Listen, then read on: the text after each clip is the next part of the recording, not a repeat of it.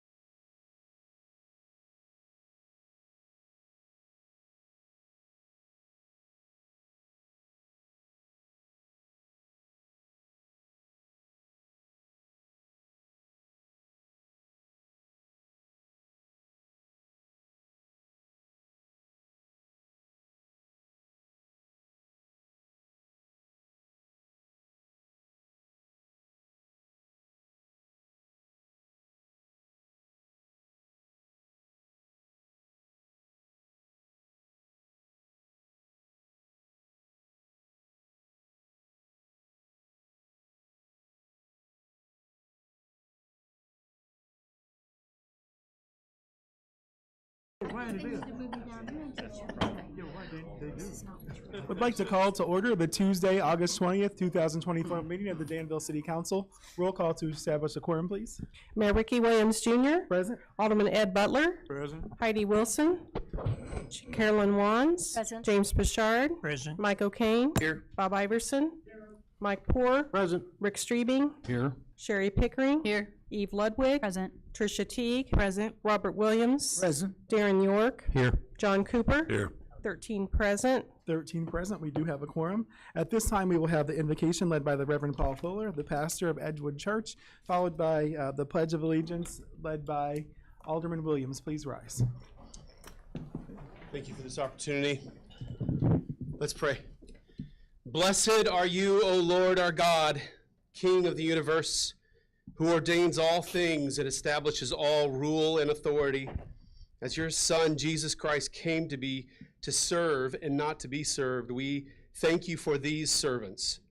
God, we thank you for these men and women who give their evenings and their hours to serve us. Would you uphold justice and goodness and truth tonight, that there would be unanimity where possible and peace where there's dissension. In your name, in the name of your Son, the only Savior, Jesus Christ. Amen. Amen. Bringing greetings from Edgewood. Oh, sorry, thank you. Go ahead, I forget the order here. Let's face the flag. Pledge allegiance to the flag of the United States of America and to the republic for which it stands, one nation, under God, indivisible, with liberty and justice for all. Now, sir. Thank you. Appreciate it. Yours. Thank you. I bring you greetings from Little Edgewood Church on Pullen Road. And just a couple of updates, an interesting, kind of sad moment in our history in the last couple of weeks. Some of you know the old building over by Fair Oaks burned down. That was our original building from a long time ago. It's been an interesting, pivotal moment, though we haven't been there for years. It was a sobering time to reflect. But God has really done a lot of new things over the last few years at our church, including even the baptism of your treasurer here just recently. So we're praising God for seeing that in the last few weeks. So thank you again for the opportunity to be here, and thank you for your service. Thank you, Reverend. Appreciate you. You have before you the minutes of August 6, 2024. Is there a motion to approve those? So moved. Second. It's been moved and seconded. Is there any discussion or debate? Seeing none, all those in favor, please signify by saying aye. Aye. Any opposed, same sign. Thank you. You also have an agenda before you this evening. Is there a motion to approve the agenda? So moved. Second. It's been moved and seconded. Is there any discussion or debate? Seeing none, all those in favor, please signify by saying aye. Aye. Any opposed, same sign. Thank you. The motion carries. I do not have any proclamations for you this evening, although we will be recognizing Overdose Awareness Week. For many of you know, my very close cousin, although she didn't die from an overdose, drug use killed her heart.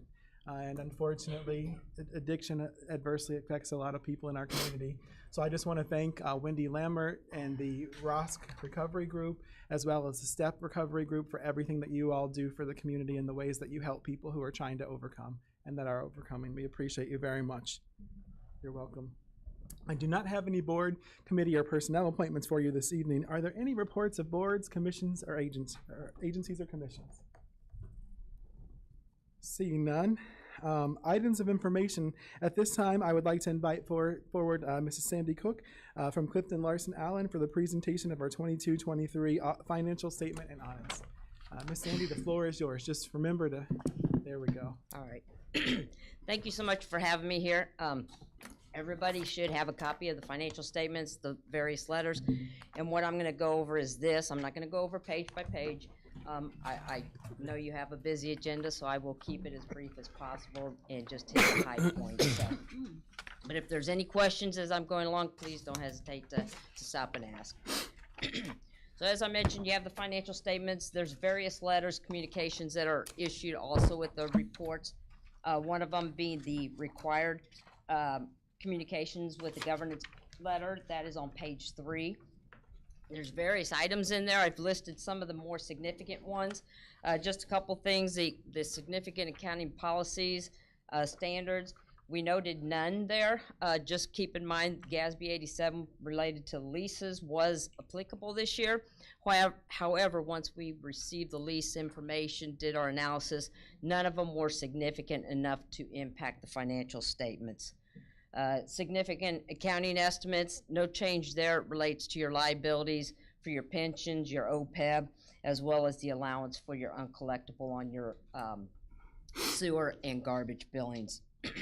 There were no uncorrected misstatements. The corrected misstatements, similar to the past years, the accrual-based adjustments, as well as a few audit adjustments or corrected entries. Difficulties, again, just the delay in the audit due to the bank reconciliations, the timing of those, but there were no disagreements with management during that process. Another one of the letters that's issued is the management letter. This is other matters. Again, it's not significant enough to elevate it to a significant deficiency, material weakness, but it is enough to put it in writing, which where it lands in the management letter. You've seen this in the past. It's related to the underfunding of the police and fire pensions. If you look at that, you can see that they are making some progress as far as getting a better funding percentage, still not where they were 10 years ago, but the police pension is making a quicker or faster increase there than the firefighters, but they have shown improvement over the last few years. Over the financial statements themselves, it was an unmodified opinion. That's a clean opinion. Also included with the reporting package is a internal control finding or internal control letter under government auditing standards. That's where the findings are.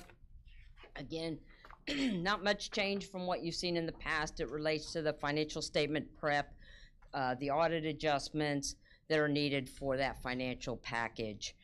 Also, again, the timing of the bank reconciliations, which caused the delay in the reports. And then, as I've mentioned in the past, the library is a component unit of the city, therefore their finding lands in your report. The last report I just want to mention is not on this page, your single audit report. That was an unmodified opinion over the major federal programs. You had total federal expenditures of about $5.1 million. There were two major programs that were tested this year. That's your federal transit program, which accounted for about $1.3 million, and then your state and local recovery funds, your ARPA money, which accounted for about $2.2 million. Those two programs alone got you covered about 67-68% of your total federal expenditures. There was one finding included in that report, and it really related to both programs that were tested, and it related to the suspension and debarment compliance requirement. That process was being done or is being done properly. It's just the documentation was lacking, so that is the reason why the finding showed up in the reports. The next few pages goes over some of the numbers. As I mentioned, due to the timing of this report versus where we are today, I'm not really going to go into the numbers. But if you flip to page 13, that starts where some information on your pensions. The first one is the IMRF. I just wanted to point out that your net pension, the IMRF went from a net pension asset last year of $11.6 million, swung to a net pension liability of about $1.8 million for fiscal year 23.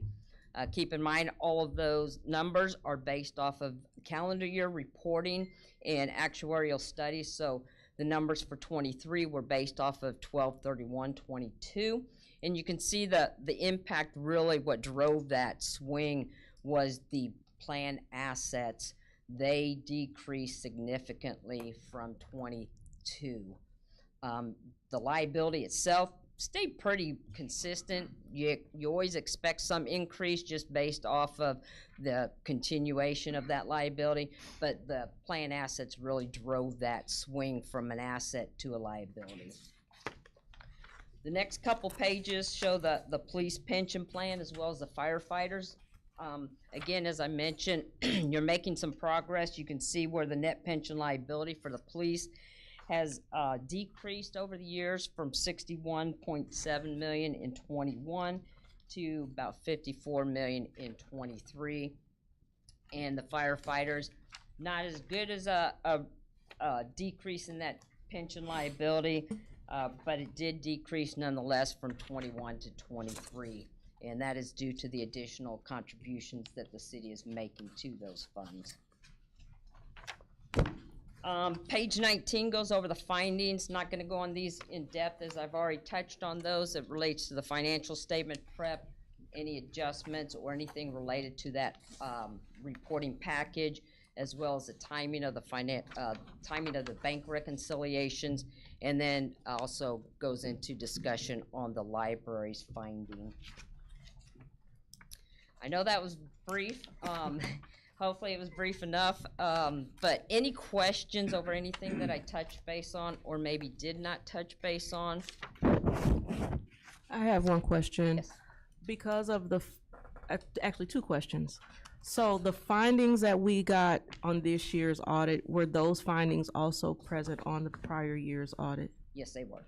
And then my second question is, were we required to, by whatever GASB standard that there might be, provide corrective action plans? Yes. Okay, Yes. and those were included in the big document?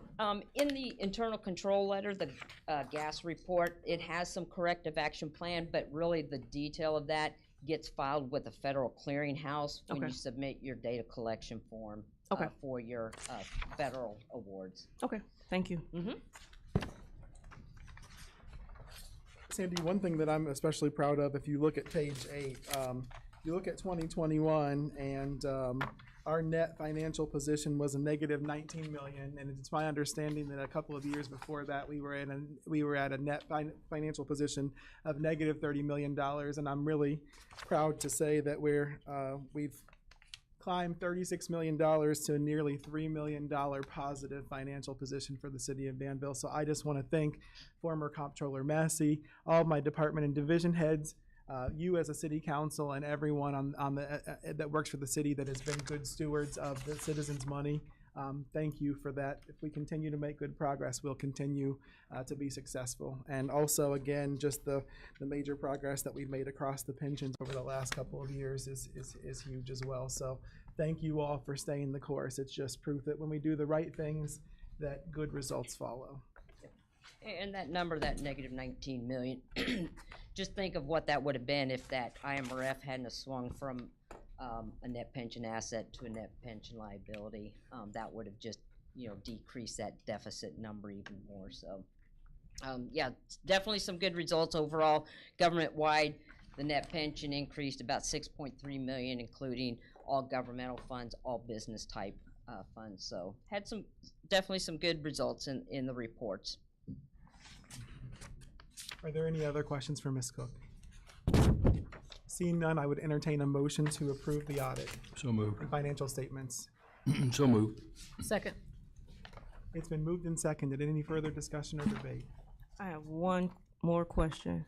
Yes. Has this is probably for staff, has this already been uploaded to GATA? We're in the process of getting that uploaded to GATA. We were waiting for some additional pages to come back in. So we're in the process of getting that completed now. Okay, thank you. And also, we are awaiting final approval from the council this evening. All right. Any further yes, Mr. Butler? Yes, I have one question that I've been kind of looking at here on the report findings. Yes. On page 21, I'm trying to understand the lack of adequate segregation of duties over processing and recording financial transactions. Page 21, that relates to the public library. They have limited resources, personnel there within the finance department, so that's really their finding. But like I said, because of these standard rules, they are a component unit of the city. Their finding lands in your reports. Do we have a corrective action from the library? Yes, that was also included in the upload to the federal clearinghouse. it's, you have to look at the cost benefit of that. Is it worth the cost of hiring, 4 or 5 more people? The benefit of that, there's really no benefit. But their board does do a lot of review, so. Right. Roll call, Madam Clerk.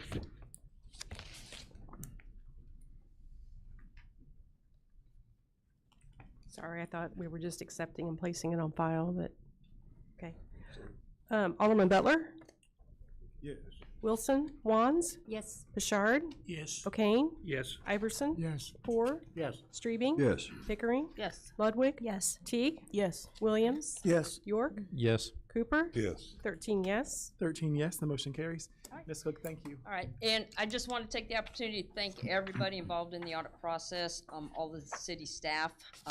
We request a lot of information, and once we do the initial request, we come back with more requests. So we do appreciate all of the time and effort that it takes upon, away from their normal duties to fulfill those requests. So thank you. If any questions do come up, please don't hesitate to reach out. My contact information's on the last page, and I'll be happy to get with anybody with any questions. All right, thank you so much.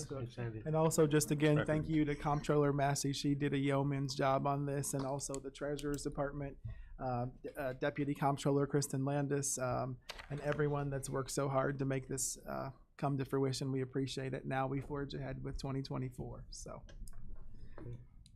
At this time, it's my pleasure to introduce to you Pastor Christopher Cowan, who is the president of what's now called the Danville Rescue. Formerly, we've known it as Danville Rescue Mission and Dayspring.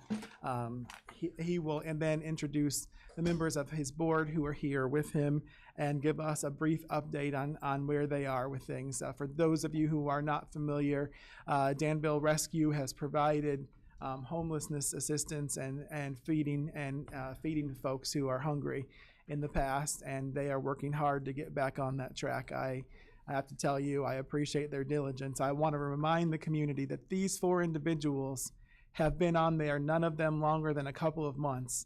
So these are folks these are not folks who created a mess. They're folks who are working hard to clean up a mess. So let's make sure that we do everything we can to support them, to encourage them along the way, because again, they're trying to help our people.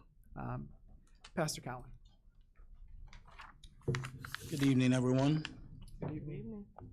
All right, I'll just introduce myself. I'm Pastor Cowan, pastor of Second Baptist Church here in the city. I'm the president of the board. My background is in project management, client management, and organizational skill sets. The vice president is that of Minister Michael Ewing. He has a background as a skilled operator, local businessman, community advocate, and also an Army veteran. Our treasurer is that of Trent Randall. He has a background in finance and reporting, and he's also a veteran. Amen. Our secretary is Catherine Ewing, background in community services and support services. And also board member Jason Gomez, not here, but he has a background in shelter programs and resource connections. Thank you to the City Council and Mayor Williams for allowing us to come and share. Just a background about the organization. The Danville Rescue Organization traces its roots back to 1979 when it was initially founded as the Midwest Christian Training Center. His humble beginning was marked by a commitment to serving those in need, with Christ as the cornerstone of all efforts. In 1989, the organization transitioned into the Danville Rescue Mission, broadening its scopes and services to include men's shelter, soup kitchen, and thrift store. Later, the Dayspring Women's Shelter was added, further expanding the mission and outreach. Over the years, the organization was blessed with leadership and dedication of notable directors and board members, including, but not limited to, Mr. and Mrs. Jerry Jones, Danny Offit, Christine Cooper, Ricky Booz, Pastor Norvell Kreider, Tara Casper, Sandra Duncan, and Felix Velasquez. Their vision and tireless efforts laid the groundwork of what the organization has become today. We extend our heartfelt thanks to each of them for their invaluable contributions. In 2023, as a part of the ongoing evolution to better serve the community, we were rebranded as Vermilion Community Restoration. And now we're proud to introduce our new name. Going back to our roots, it's going to be known as Danville Rescue. While our name has changed, our foundation remains the same. Christ is still at the center of everything we do. However, we have recognized the need for greater structure, stability, and sustainability, which has led to significant improvements in organizational changes. Every person who has served, every donation that was given, has played a vital role in getting us to this point.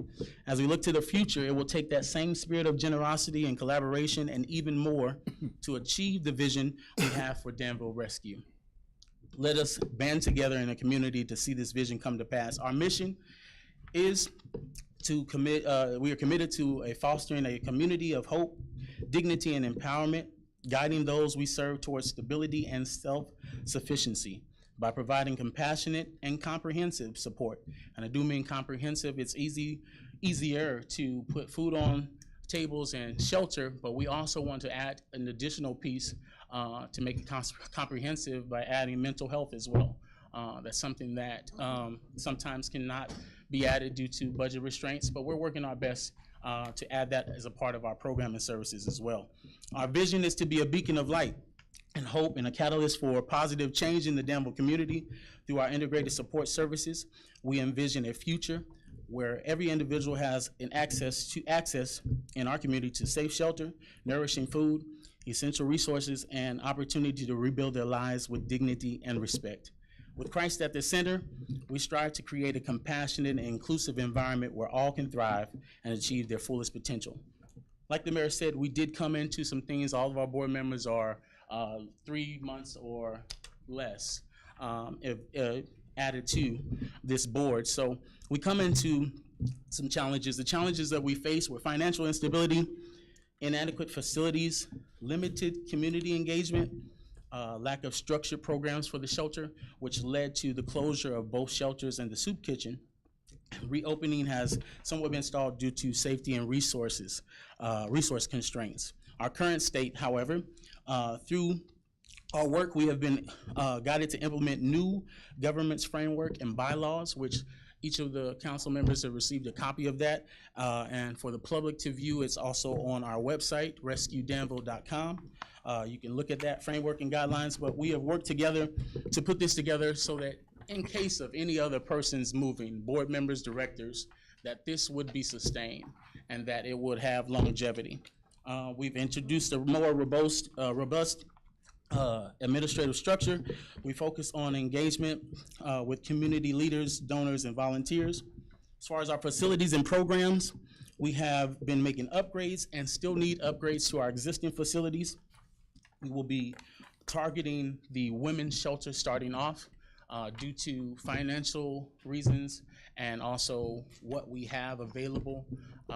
We will work to opening that first initially with also plans to have some sort of men's shelter, whether it just be overnight until the programs and things are in place. That's what we're looking to do.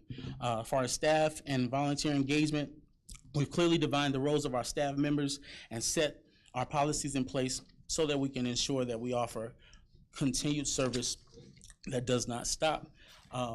We want to focus on that volunteer and participation and community involvement. As you know, the men's shelter, women's shelter, and soup kitchen have been closed. So it's going to take our community coming together, rallying around the idea of helping us help each other. All right. For our plans for the future, we will have a media day in September where we will fully disclose our financials, where we are, how you can be of a help, and how we have progressed since those shelters have been closed. We will engage all local media, influencers, and community stakeholders prior to, so we can ensure everyone is made aware of the standing and status of Danville Rescue. We will also have a fundraiser event where we will solicit funds after we have shown you that we are worthy of those funds. We want to show you the program, show you what we've done, the framework that we put in place so that we can engage our community and ask for its support. We plan to expand our services, and that's that mental health portion as well. and increase community outreach programs and partnerships. We are working to get a volunteer bank together so that we can have a resource bank for a lot of volunteers in case needed be, and also provide training for those volunteers so that they can be effective. Also, a long-term vision for sustainability and growth is diversified funding. Previously, we have been only donor-based, but we want to expand to other fundings. We know Christ is still at the center, but we don't want to force that and have that be a force for somebody to receive services. So we have broadened our scope, made sure that we are inclusive with everyone, and making sure that we present help to everyone. All right. Call to action. I will request all of us to rally around this efforts as we've done in the past. This has been donor-based as far as resources since the start in 1979, and up until this point, it has only been that. So commend the community for helping up. Continue to stand with us so that we can provide these services and make impact in our community. Any questions? Yes, Chairman Poor. Pastor Cohen, the upgrades, the electrical upgrades, they've been completed? Those electrical upgrades that were The city paid? for the city paid for, those things were not done. They were not done? Were not done. Is the money still there? The money is not still there. No.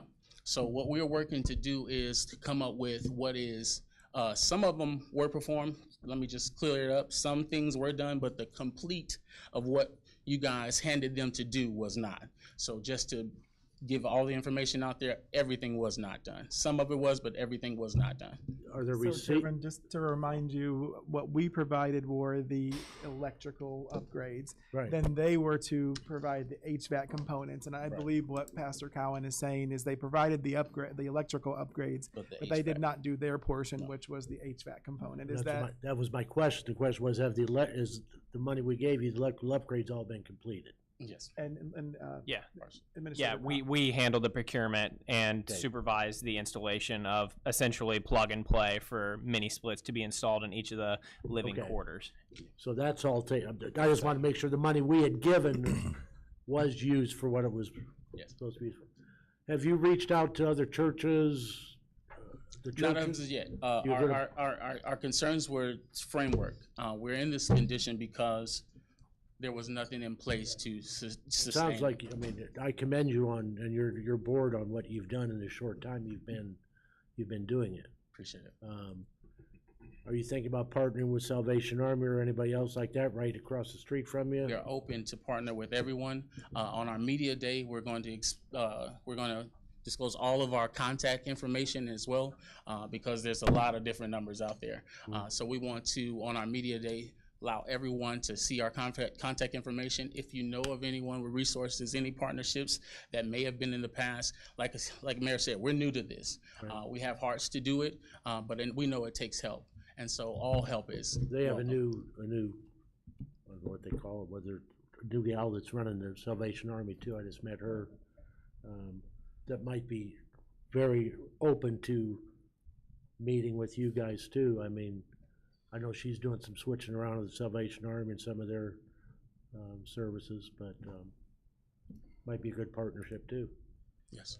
I look forward to your continued success in the media day when you do open this up, so people Appreciate that. people know you're back and running.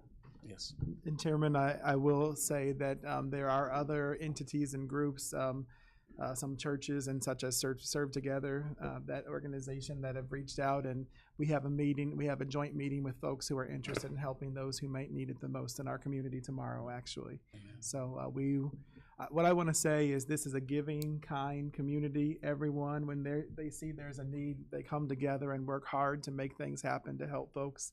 And I just appreciate everything that everyone is doing. I mean, heck, the folks at Serve Pro and at First Presbyterian Church and the Dwelling Place have been doing extra feeding of folks over, just a couple of blocks from this very place. So what I'm proud of is everyone has stepped up to help as much as they can.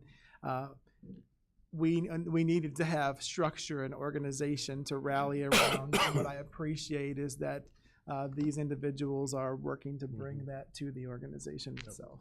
Great job. Yes. Yeah, Alderman- you just referred to a meeting that's occurring tomorrow. Is that an open meeting or is that what's? Well, I imagine that it will just be between the two entities probably because Gotcha. you know, you get too many faces and No, I too didn't many know. opinions that it becomes the Wild West sometimes. So I imagine they'll work together to see how they might be able to partner and you know, a collaboration they might be able to establish and then move from there. And I believe, Pastor Cohen, in talking to you and talking to the board, that one of the reasons why you're waiting on the media day is because although you've got initial structure, there are some more things that you want to put in place before you're fully ready for Definitely. the public, right? Definitely. Yes, Vice Mayor Teague.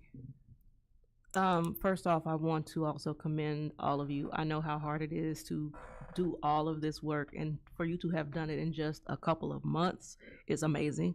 My question is, I noticed when I flipped through this that at the back it said established 2024. Did you create a new entity or did you take on, you just renamed the entity? Just rebranded. And then, Everything's the okay, same. just rebranded, okay. And then, in that, have you, I'm assuming you already have, but I'm just putting this out there. I'm kind of putting on my coach hat and not alderman hat, but have you looked into any issues as it relates to the state with the entity in terms of the Secretary of State, the Attorney General's office, you know, all of those filings and everything to make sure that they were up to date? We have looked into it. Some of them are out of date, and Okay. we worked this week actually to get and back in good standing. So we had to turn in our officers and things of that sort. So we are working to get all that. Okay, make sure you get with the Attorney General's office as well. Okay. Alderman Cooper. Okay, yeah, I wish you good luck too, but apparently you don't know the reasons of why the housing units were closed. All of a sudden, what was the reasoning? The reasoning, which we will fully disclose on the media day, just to give you a little insight, mainly financially, they had no structure and nothing was in place as far as director to director, and so each director came along with their own administration, and so with that happening, it kind of lost.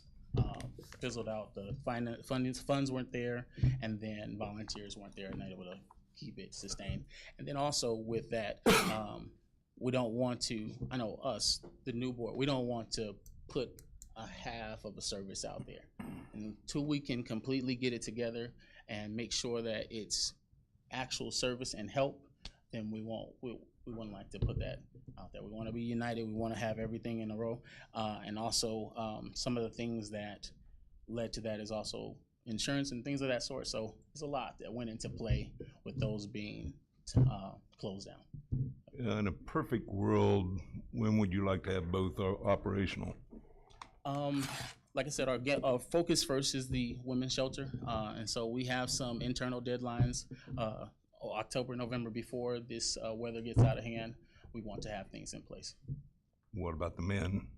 Men, I spoke to it a little bit because of the actual buildings needs and how much it would take to actually do that. That's going to be like second to the women's. Women's shelter is already staged, ready to go. Had less repairs that we had to do to the building itself. Staffing is less on us as well, and so that's the reason why we decided to go that way. But I think we've got a pretty healthy homeless problem in this town. We do. And there's no way can we or you go through grant money or anything, try to expedite this whole thing? That's the reason why we're initiating the women's first. As far as grants, when we closed, we took ourselves outside of that because you have to be open for 6 months running before we can apply for some of the funding. And so we want to initiate the women's open, and then hopefully in 6 months we can have funding that will help us to do the men's. I'd like to interject on that. What we're planning to do, sir, on Mr. Ewing, could you please come to the microphone just so everyone can hear you? No, sir. Michael Ewing. What we're planning to do with the media day, when we come to the media, we're going to have all streams available for donations because everything was donor funded. Our funds are limited. The funds that we do have is basically keeping lights on, water, garbage bills paid like that. So when we make our media day, we're going to have our plea to the community for donations that might be able to get us quicker to opening up. We're going to have letters to pass out to different businesses that might donate. We need windows. We need the boilers checked out. We need all that, the refrigeration system. We need all of that checked out, because when it just kind of collapsed. It just fell, the bottom fell out. So we're starting from ground zero. Just to get them in there, we can say we can just get them in there, but to put someone in a place where only thing they would have is a roof over their head. And we have a substantial power bills because the windows are not adequate, all of those things. So what our plea is going to be to the community during the media day is, let's come together, Danville. Let's do this, Danville. Let's, if you have a business that you could donate some of your men or one of your hours, a couple of your hours, or somebody else might be able to donate materials, that's what we're going to be needing. And while we're doing that, we're going to be applying for the 6 months we're planning for that to go by, so we can apply for the federal funding, so we can apply after the 6 months. We can go through United Way, and what we're needing is, we're novices when it comes to it, so we're needing resources. We're needing help that when you guys have the knowledge to impart into us and to show us where we can go and apply for these loans and grants. We have the will and we have the desire and the wants, but the availability, because things were donor funded, now we have to learn how to apply for grants. And in the meantime, we just found out the bank of resources from donors that we're gonna get our letterheads. We want to do everything professional, everything orderly. So we're going to be getting our letterheads and revisiting those donors lists that provided all up until now. We're going to be mailing those out, and we're going to be contacting them to ask them to continue. And then we're going to be reaching for new donors. But that's where we are. We just don't have the resources, and that's why things had to close. And it's really good that it fell off. It's really good that it hit bottom. That's the only way you can heal, is if you just say, hey, we're flat out on our faces. And with the help of the Lord, because our hearts is pure and we want to help people, we know that God's going to bless it. Yeah. Amen. Well, hopefully the state can help out with some type of funding with you guys. I mean, it sort of surprises me that the state can give $250,000 to a drug dispensary out here and not help you guys, where I think it's probably a little bit more needed. But I wish you luck, and I hope we can get it open before winter, because we do have a problem out there, and I'd like to see it corrected. Definitely agree. And any way I can help, let's go for it. Vice Mayor Teague. I'm just going to raise my hand to say I would be willing to share as much information as I have. I'm proficient at writing state grants. I'm not volunteering to write one. There's a lot of work. But I will give you information and share resources. Mr. Randall knows how to get in touch with me. So I will be willing to meet with you guys and talk with you guys to make sure that you are headed in the right direction. We appreciate that. Yes, Mr. Butler. Yes, I'd like to say also that to Pastor Calvin and Brother you and the rest of you, I really admire what you're doing just for the city, and it bothers me as well. To see shopping carts sitting on top of the bridge, and the people stand up under the bridge. So anything that I might could do, please let me know as well, and because I feel and hear your passion, and it takes a village. It does. And it takes all of us to come together. I don't care who it is, whatever we're trying to do for our people that don't have shelters, or young people, or what have you. This, we all come together as a village. If we want to see Danville, to look good, and to be successful. And I really appreciate what you're doing. I've known y'all for years, and it's good to see other folk come up to the plate. Thank you. Pastor Cowan, I know you're newer to the community. However, Mr. Butler is a good carpenter and also was a weatherization specialist for a lot of years. So considering we have those window issues, there you go. He might be able to, to provide some good, at least some good advisement. And he has plenty of time, So, Good. Yeah, he had to throw them Colin, nuggets in and there. board, we do thank you for all of your efforts, and know we're going to keep fighting the good fight with you. So I appreciate it. And please excuse us. I have a wedding to go. yes, sir, I do. know. Yes, y'all have a wonderful evening. Thank you again for your efforts. Thank you. Appreciate it. Madam Clerk, at this time we will receive petitions, communications, and audience comments. Thank you, Mayor. Has everyone had a chance to complete a yellow card who wishes to speak this evening? Okay, when I call your name, please come to the podium and you will have 3 minutes to speak.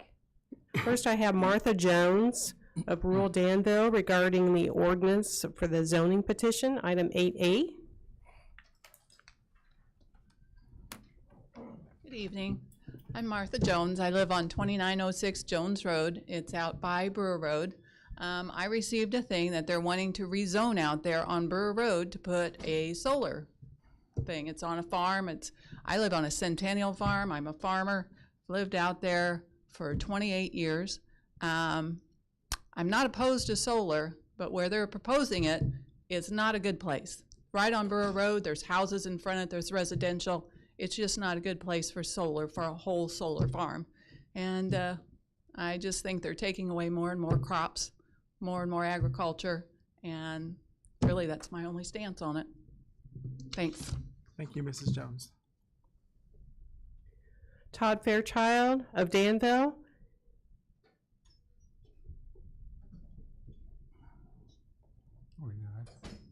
Okay. I don't see Mr. Fairchild. Okay.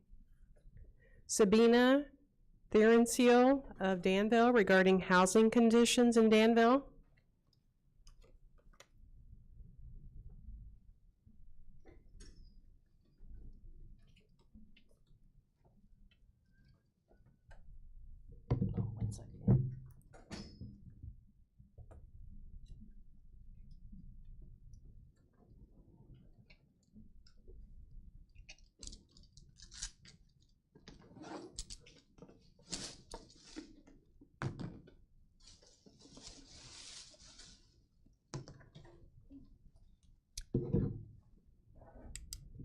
As a previous community health worker and pandemic health navigator, I understand and have seen many of this community's woes as I put my life on the line to help them when they needed it the most. I am Sabina Image Therencio. I'm a peacemaker, a mother, co-housing chair for the NAACP, and a tax-paying member of your community. Over the past month and a half, I've been forced to live with over 120,000 flies, which I brought for you to see and smell, because of RC management and Vermilion Housing Authority. I've had to live in these uninhabitable and illegal conditions because one of Danville's most powerful landlords neglects his properties, his landlord obligations, and our rental agreement, which the Vermilion County Housing Authority refuses to help me with. Today, I'm not here just for myself. I'm here to shine a spotlight on the urgent and deplorable housing conditions in Vermilion County. These conditions perpetuated by slumlords who continuously break the law and violate our tenant rights will no longer be ignored. We, the people of Vermilion County, are tired of living in illegal, unhealthy, and uninhabitable conditions. A landlord told me, "This is Danville. This is just the way we live." Well, you shouldn't, and you're not supposed to live this way. I beg you to open your eyes and hear your community's cries. Vermilion County doesn't have the highest rate of depression, drug abuse, suicide, and death in the state for no reason. According to the Vermilion County Health Plan, our residents have more poor physical health days and more poor mental health days than any other county in Illinois. One of the teenagers I worked with in the community told me that he didn't even have running water in his house. So he had no choice but to drink Kool-Aid and soda every day. I want you to realize that people can only thrive as much as their environment allows them. Danville City Council, we need you to put everything on the line to help ignite the fire of change. Please give your citizens the healthy and livable housing conditions we both pay for and deserve. We need you guys to hold these systems of power accountable so that our issues can be resolved. And we cannot do this without all of you guys. I think we need a town hall meeting to discuss action so that we can ensure legal housing conditions for all of our community. Now, if you're a community member in this room with housing condition issues and a negligent landlord, I would like for you to please raise your hand. Now, this is not everyone that has these housing conditions, but we have a Facebook group with hundreds of more. And I just wanted to show you that we're all united and we're all ready for change. We're ready to live better so that we can do better and be better. Thank you. Thank you, Mrs. Therian-Seal.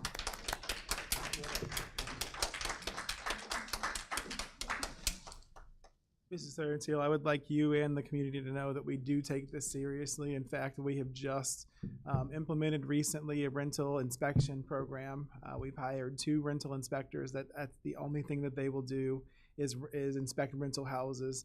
Over the next 4 to 5 years, they will inspect every house, and they will also be inspecting based upon complaints in the meantime. Additionally, we have put components into this resolution, in this ordinance actually, that provides severe penalties for retaliation of any kind as well, should they retaliate any complaints that are filed with the city or other entities. So I am sorry for your plight, and I want you to know that we are putting substantial resources to make sure that people's lives are improved.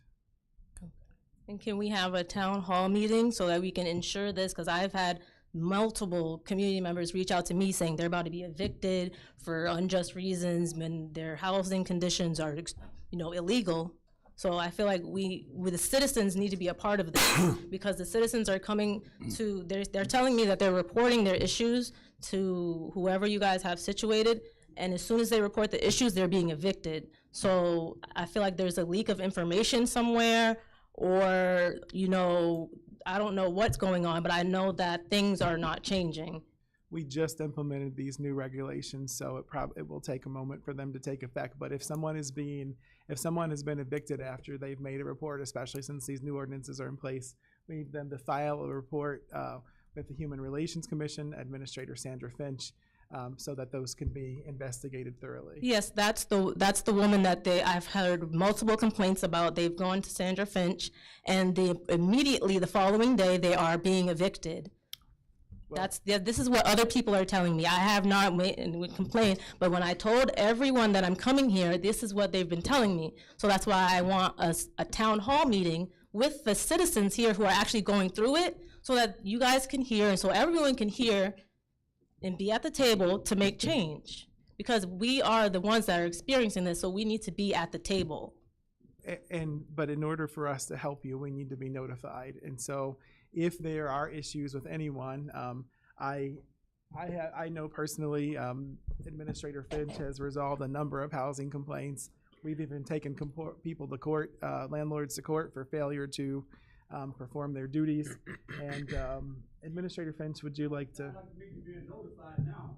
Mr. McCullough, you are out of order, sir. I would just like to say, basically, if someone has a complaint, this is Sandra Finch talking, okay? So if they have filed a complaint with my office and you say these people have come to you, do you have a list of the names of the people who have come to you and filed a complaint about me not handling their complaint? I have their names, but I don't feel comfortable disclosing them in front of everybody, considering that everyone that's coming to me and saying that they're going to help and they're being evicted the next day, that's why I'm saying the citizens need to be at a table with everyone. We need a town hall meeting, because this is serious. Like, families are going on the street and they shouldn't be going on the street because they're living in illegal conditions. Like, this is illegal. I have Section 8, and I requested for Section 8 to come do an inspection, and they refused to do it when they know I have pests. They told me no reason why. They just said they cannot do it. And I know that they can because their own inspector instructed me to request an inspection. So that's why I'm saying there's a disconnect here, or I don't understand what's going on. One of the issues is that we'll all be dealing with, especially our aldermen, especially Vice Mayor Tricia T, Vice Chair Sherry Pickering, and also a former alderman. One of the things we're dealing with is the fact that landlords, once your lease has expired, then you go from month to month. So if you do file a complaint, what they will do, if they don't like the fact that you filed a complaint, now you're under a 30-day notice lease. So basically, they can just order you to vacate the property. It's not an eviction. So I know that's one of the issues that we're dealing with. And then, I don't know if Vice Mayor Teague or Alderman Sherry Pinker want to respond to that? I have one statement. This particular lady said it was an eviction because she was evicted from her previous home, and now that she got a new home, which both homes are illegal because they're uninhabitable legally, she moved to her new home, and the landlord is still making her pay from the eviction of her last home. Well, so she has to pay for two homes that were both illegal. So I think that first of all, let me say this. What you're dealing with and what you're bringing up is definitely a problem.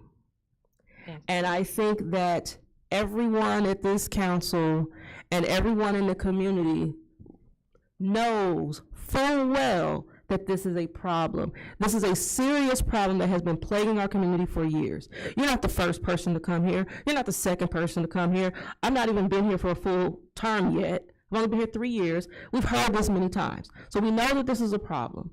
Now, what the issue is, though, is that you have what might be morally wrong, but legally allowable, right? So there are things that people do that are just not right, but they're allowable under the law. So what we have to do as a council is make sure that we put ordinances in place to deal with the legal side so that the legal side catches up to what's morally right. Now, what we did, we spent some time, the reason why Administrator Finch mentioned my name, former Alderwoman Brown, and Alderwoman Pickering's name is because we spent months last summer rewriting the ordinances because we heard that tenants were having these problems. And what Administrator Finch is talking about is when people, and I'm not saying that every situation is the same, because they're not. Yeah. But in many instances, excuse me, but in many instances, one of the reasons why the landlords are able to evict tenants immediately after the complaint is because the tenant is no longer in a lease and they're in a month-to-month. And because they're in a month-to-month, it's not an eviction under the law. That doesn't make it right, but legally there was no recourse. Legally, there wasn't anything we can do until we wrote the new ordinance. The new ordinance says that if a tenant makes a complaint and the landlord then tells the tenant they have to move, then the landlord is responsible financially to pay for that tenant's move. But that also requires that the tenant report every single incident that happens with that landlord, because we can't, as a council, enforce it if we don't know about it. And that is true, because I've had people say, well, this is what my landlord is doing, but I don't want you to call my landlord because, he's going to evict me. So we can't really deal with the issue. We have to have the tenant's name. We can't call the landlord. He's going to know immediately where the person lives, so eventually they're going to know who the person is. So we have to have all this information to do our job. So, and then you said you have Section 8, which is totally a different program, which is under Vermilion County. We have no jurisdiction in terms of Vermilion County, but in the city of Danville, we do. But also with Section 8, that's a totally different program than what we have in terms of our city inspections. And with Section 8, those houses, young lady, need to be reported through HUD. I tried to, and they refused to come out, so that's what I'm saying. No, I'm saying not Vermilion County Housing Authority. The Department of the HUD. Housing and Urban Development. Is the federal government. The federal government. Those complaints have to go through them. Representative Kelly. I just have one more question. Why is it even since it's illegal to have a house with holes or with pests or all these things, why are people even allowed to move into these homes when they are already illegal in their base? It's uninhabitable legally. It's just like any other law. Things are illegal, but it doesn't stop people from doing it. So the only way that gets stopped is when we have our code inspectors who are specifically assigned to only do rentals actually train. We just hired them. So they're not even finished their training yet, right? Is that accurate? They'll be finishing up they'll just be finishing up at the end of the month. At the end of the month, okay. So we just hired them, they're finishing their training, and then they'll hit the streets. So you have a house that has holes in it. It's just like people, driving cars. There are people who do 80, I won't point any fingers at myself, but there are people who do 80 on the highway. Doesn't make it legal, but they do it anyway. And the same thing that happens with the landlords. You only will stop when you get caught. So the only way for them to get caught is for us to actually have the housing inspectors go out and inspect. Now, we will have a schedule of housing inspection, but if somebody knows that somebody's house has holes in the floor, they can report, which means that the inspector will come out right away. So that's why it requires the people to be involved. So you're saying we should contact Sandra Finch with all these, or who are we going to contact with these issues? If I could just add, our inspectors, our new rental inspectors we're up and running. And you can go to the city website, and there is a place on there where you can make a complaint, okay? If we get a complaint, they'll go out and address that. In the meantime, they've already implemented starting to go out and inspect these rental properties. It does require some cooperation from the public. So far, we've had a lot of, once we've scheduled appointments, we've had a lot of cancellations and no-shows, and we have a lot of rental units in the city to get to. So I would ask that for everyone that is in a rental unit, if we call and make that appointment to inspect, please make every effort to accommodate, because that helps us determine the habitability of these units. As far as complaints, please direct people that are reaching out to you to get on the city website. I can share my information with you. Yes, please. For those who don't have access to get on the website. But if there's a complaint made, it will be addressed. But I also want to add, in terms of immediate resolution, a lot of times when someone does call my office, I can get in contact with the inspector, and that problem can be settled right away. It just depends sometimes on the landlord, who it is, and they want to get it resolved so they don't have to go through the whole process.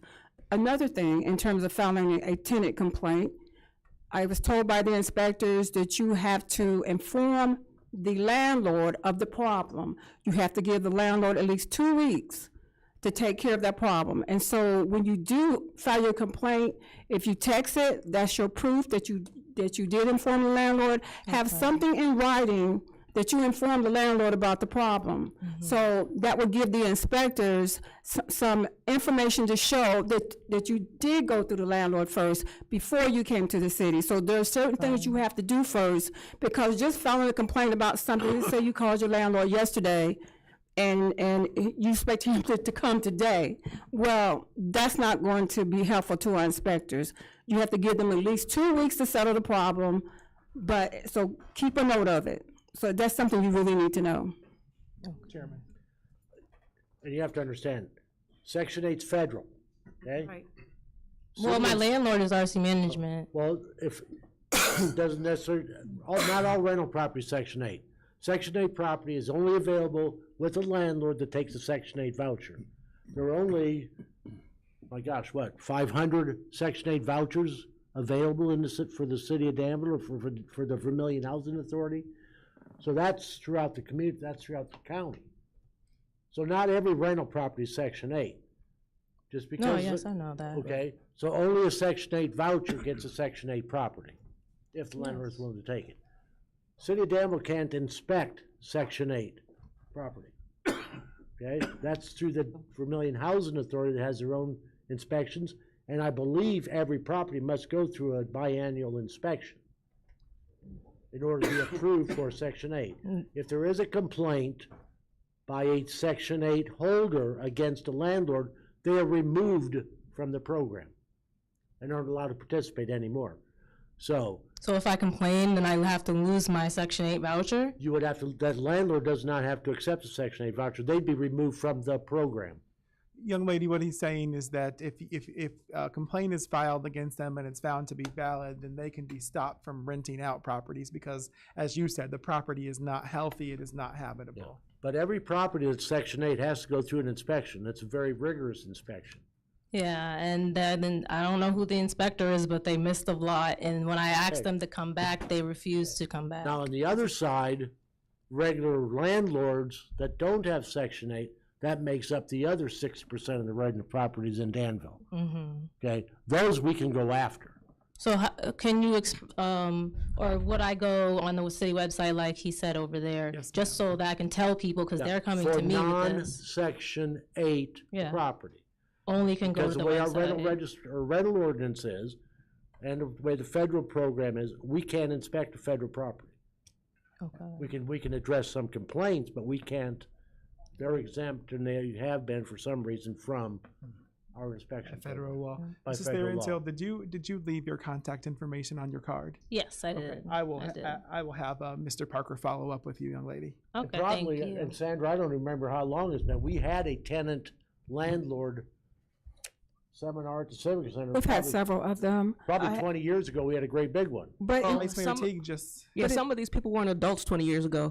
But but I had one you have one, since right. I became an alderman. Yeah, I had one. I think maybe my first or second year. So Yeah, and you know, when we have these workshops, and you talk about people who have problems, guess how many people show up? About 4 or 5 people. I believe it, because I had 111 people that I spoke to, and I invited them here, but not everyone can make it. I appreciate your efforts to help. But Mayor, I do want to them. add that even though you have a Section 8 problem, you can still call me because I have a good relationship with the director, Jacqueline Vincent, and she is very willing to work things out. So you can still call my office. Okay, thank you. Thank you very much, Thank ma'am. you. I have a question as well, or a statement. All these houses are here in Danville. And we, so she just said that the house got holes in it, the roof, the siding. And now when our inspector go around, they go to our personal homes and put a sticker on our homes and said that it's inhabited, that it's dangerous, it needs to be tore down. Now, these same homes, and I'm sure that they pay taxes, right? These landlords pay Danville taxes. Okay, they pay Danville taxes.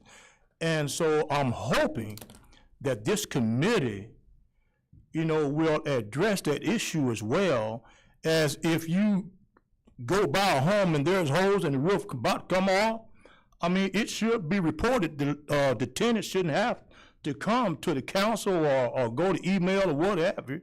If our inspectors going into their ward or their neighborhood and see this is happening, they should report it anyhow. They do. I mean, regardless whether it's a federal home, a state home, or a city home, or what have you. They do report it. Yeah, right. It might be reported, but is anything being done about it? Yes, it is. Mr. Well, Butler, I'm asking a question. Mr. Butler, I would invite you to come down here to our city court or go across the way with us and see that we take this very diligently. We take it to people all the time. So yes, sir, they are doing the very best they can with the resources they have, and they report them all. I would say Inspector Brown, our lead inspector, has condemned close to 100 houses in just the last 3 months alone. And not just in one area of town, not just on the east end or out north or here or there, everywhere, all over, in every ward, there have been houses condemned. If he condemns a house, do people still live there or not? I mean, Well, unless they break in. well, I mean, that's what Ed's talking about. Right. That's a different legal story. We've discussed this with the DPD as well. With the new state laws, I'm going to summarize. In some instances, they have to return back to the condemned or uninhabitable property on a daily basis, just to essentially not harass, but for a lack of better words, harass the tenant of the property to be removed because they cannot lay hands to remove them from the property. So they do eventually get it resolved. They do leave the property, but they're just going to come back the next day. It is illegal to reside in that residence once it's been posted, but we only have so many resources to continuously remove them from that property. In your opinion, do you think there's any houses in this community that's probably been condemned that maybe is being rented out? Oh, yeah. Not that we're not that we're None that I'm aware of. If we are, then we go after them. Yeah. Because I think there probably is. I mean, Yeah, so we I can know go there is. we can go so far as posting it, and it does state on that placard that it is a crime to remove it. That is posted on every single entry of the home. Can that be removed? Yes. So any tenant or landlord wouldn't have a clue, even when they go and buy it. If you don't go do a formal closing on the property, you have no idea what title you are buying. It's just a quitclaim deed. By law, that is supposed to be disclosed to the buyer, but they're just paying for these in cash and they're getting a quitclaim deed. So that's how the transaction is going through, and then we just run through the same system, a condemned home until it's torn down.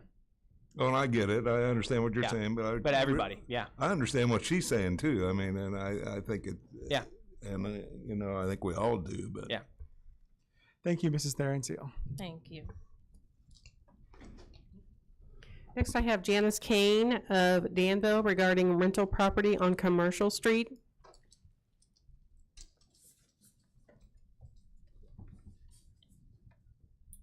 I am Janice Kane. I live at 730 Commercial Street. I live directly across the street from a 725, which has been condemned, and now the sticker has been moved, and they're supposedly uncondemned now, but the inspector said they weren't allowed to go inside the property because the inside of the property, I was told by the previous tenant, was totally uninhabitable.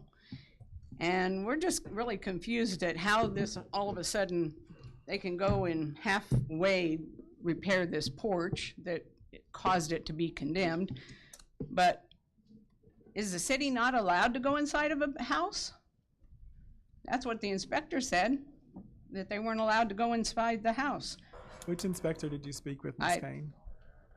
Well, one of them spoke to the inspector. I would need to know who it was and know a little bit more about the circumstance to be able to speak to it specifically. Yeah, I mean, we're having similar, the house is trashed, it's awful to look at, it's devaluing our property. I bought the house at 722 because the lady that owned it didn't want it being sold to a slumlord and let our neighborhood continually go downhill as it's where it's at now. It's just, and now they're cleaning up 725 and the roaches are running all over everywhere, and it's just, it is a problem. And it's sad that this house needs to be torn down. It's a piece of crap. And somebody needs to go inside because I've heard, like I said, from the previous tenant that it's awful inside. And how they can get by with renting it again, because the landlord already told them that he's planning on, it's gonna be rented out again. I don't know. It's just sad that it's devaluing our property when we're trying to keep it up. So I understand what her complaint is, because seeing what we're seeing in our neighborhood. Yes, ma'am. I would just encourage you and them to make sure that you report that, because the only way that we can provide any assistance is if we're aware. Unfortunately, we have over 1,000 homes that need torn down in our community. Mr. Butler. Mr. Mayor, I believe if a tenant is living in the house, they can invite one of the inspectors or let them in the house. Yes, sir, they can. This house is vacant. Yeah, okay, but right yeah, now. you're right, I understand that, yeah. Vice Mayor? So, I think, so can a resident report a house that they do not live in? Yes, right? Yes. Okay. So, since she came here tonight, could we, someone in administration, open a ticket or on Reported or whatever for the address that she just gave, which was 725 Commercial? We can certainly go by and look at it, but property owners have rights, and we don't go inside homes. Being invited in is a different thing. But most of, and in particular, I think what was just described is a vacant home. Certainly if it's in such a rundown condition, you can observe enough that you can issue citations to the property owners, and then it goes through a process. They have the right to come in, enter into an agreement, or not show up and be defaulted. They can request a trial in front of our hearing officer. So depending on how they wish to proceed or don't proceed and are defaulted, that determines a time frame. And then we've recently met to address these issues of the homes that are in such a state that they need to be demolished. And as the mayor just mentioned, there's quite a bit, and we're trying to determine how to address these issues and how we're going to determine which homes, fairly determine which homes need to be addressed first. Yes, we can.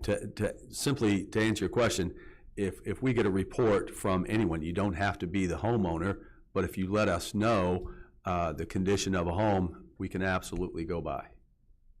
Yes, Mr. O'Kane. Over the years, I've told my constituents, if you're afraid to talk to somebody, call me and I'll turn it in. That's right. And I'm sure every other alderman on this council will do the same Absolutely. thing. And I would add to that, you know, unfortunately, in many of our neighborhoods, we've had the same houses be turned in over and over and over and over and over again. And partially because property owners have rights too. And we cannot break the law just because somebody's not keeping their house up, which is one of the reasons why we have to make sure that we, like when we change the housing ordinance, make sure we put legal things in place that we can do. So if there's something that we can do, the point is, if there's something that we can do, we will do it. But sometimes we can't do something, we can only go so far. We have to follow the process that our corporation counsel, Mr. Parker, just laid out for us, because there are laws in place. We can't break the law when somebody else is breaking the law. We can't break the law back. And if I could just add, we're not looking to just demolish homes. We want property owners, if there is a citation issued, we want to cooperate and encourage them to repair anything, any thing that was cited, and we want to work with them, and there's an opportunity for them to hire someone. They can get the permits to do the necessary repairs. So we want to encourage them to bring the property up to standard. A lot of times that doesn't happen, but demolition isn't our first option. It turns out a lot of times that's the way it ends up, but we do encourage and work with the property owners to try and fix their issues. Suzanne Reed of Danville regarding 725 Commercial. I lived directly next door to this house. I've been there for 20 years. I have been reporting this year after year after year to anybody in there. I've even called your office and left a message on your answering machine. Nobody does anything. I do believe it's RNC management. I could tell you who the landlord is, but I've complained. So the people that live there, the past 2 tenants that's lived there, tell me that they're not renting the house, they're buying it. It's rent to own. Why is that? because legally he can't rent it, so he has to pass it off as being sold. So he's getting away with that. Surely there's a law against that. Somebody's got to be able to enforce some laws somewhere. And so he finally fixed the roof. That was probably 4 years ago or so. And he sent out his crew. I could do a roofing job better than that by myself. I could roof better than that. So he don't care who he's hiring. So they put these shingles on there with 16 penny nails, not roofing nails. So every time a storm happened, them shingles are in my driveway. I bought 3 tires over it, not counting patches, but I've had to buy 3 tires. Now the place is finally empty. Finally empty from the last person that was running down. So I've called and called and called. For no avail, no avail. Nobody is doing anything. I have health problems. Now I got to battle all the roaches that are running from there. I don't live like that. I don't do bed bugs. I don't do roaches. I'm a human. I'm just as clean as everybody up here. You can come in my house and probably eat off the floor. But no, every time I got to battle the roaches that are running out of that house. Just today, we're out there spraying every day, every other day. And today, we found 3 of them on my house, outside. They're coming over, they're coming in. Somebody with severe COPD cannot live in a roach-infested place. It's just not healthy. So what do you tell the people? What do you tell the people that have to pay the price of all these slumlords? And this guy is just rampant. He's all over town. Everybody knows who I'm talking about.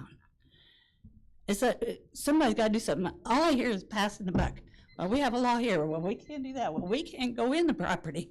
Well, you can stand over on my side of the property and look at the house and see that every frame on the window is rotten. You can't just put in a piece of glass and call it a good window. The frame, the wood is rotting. Mrs. Reed, we thank you. Did you provide your contact information as well? Yes. On the card?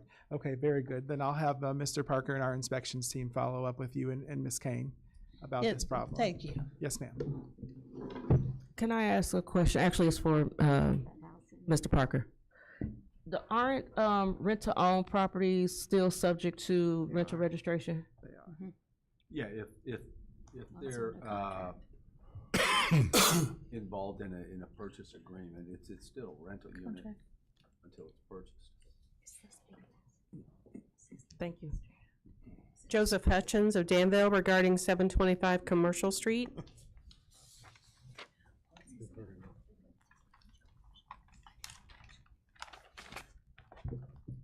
Me, my mother, and my brother have been rabbit hounders for 21 years, give or take. Recently, I moved around the corner from 723, with which my mother resides, to 719 Wayne Street. As you can see, my mom has COPD stage 4. She's on disability. It's roughly 900-ish a month, pennies, effectively. 725 has been a bane to our existence ever since it's been sold to Kevin Flynn, the slummiest of the slumlords. He, in 2016, the first time I actually came to one of these meetings to talk about this property, it was because a man from the house stood in our driveway and started shooting at the 725 address. I went to Kevin Flynn's office to talk to him about it, to say, hey, can you evict these guys? They're a danger. He told me to screw myself and get out before he calls the police. Several days later, a Molotov cocktail was thrown at the house. Several days after that, a drive-by shooting was done. And I think, it was around that time that somebody forced him to kick him out because they were gone after that.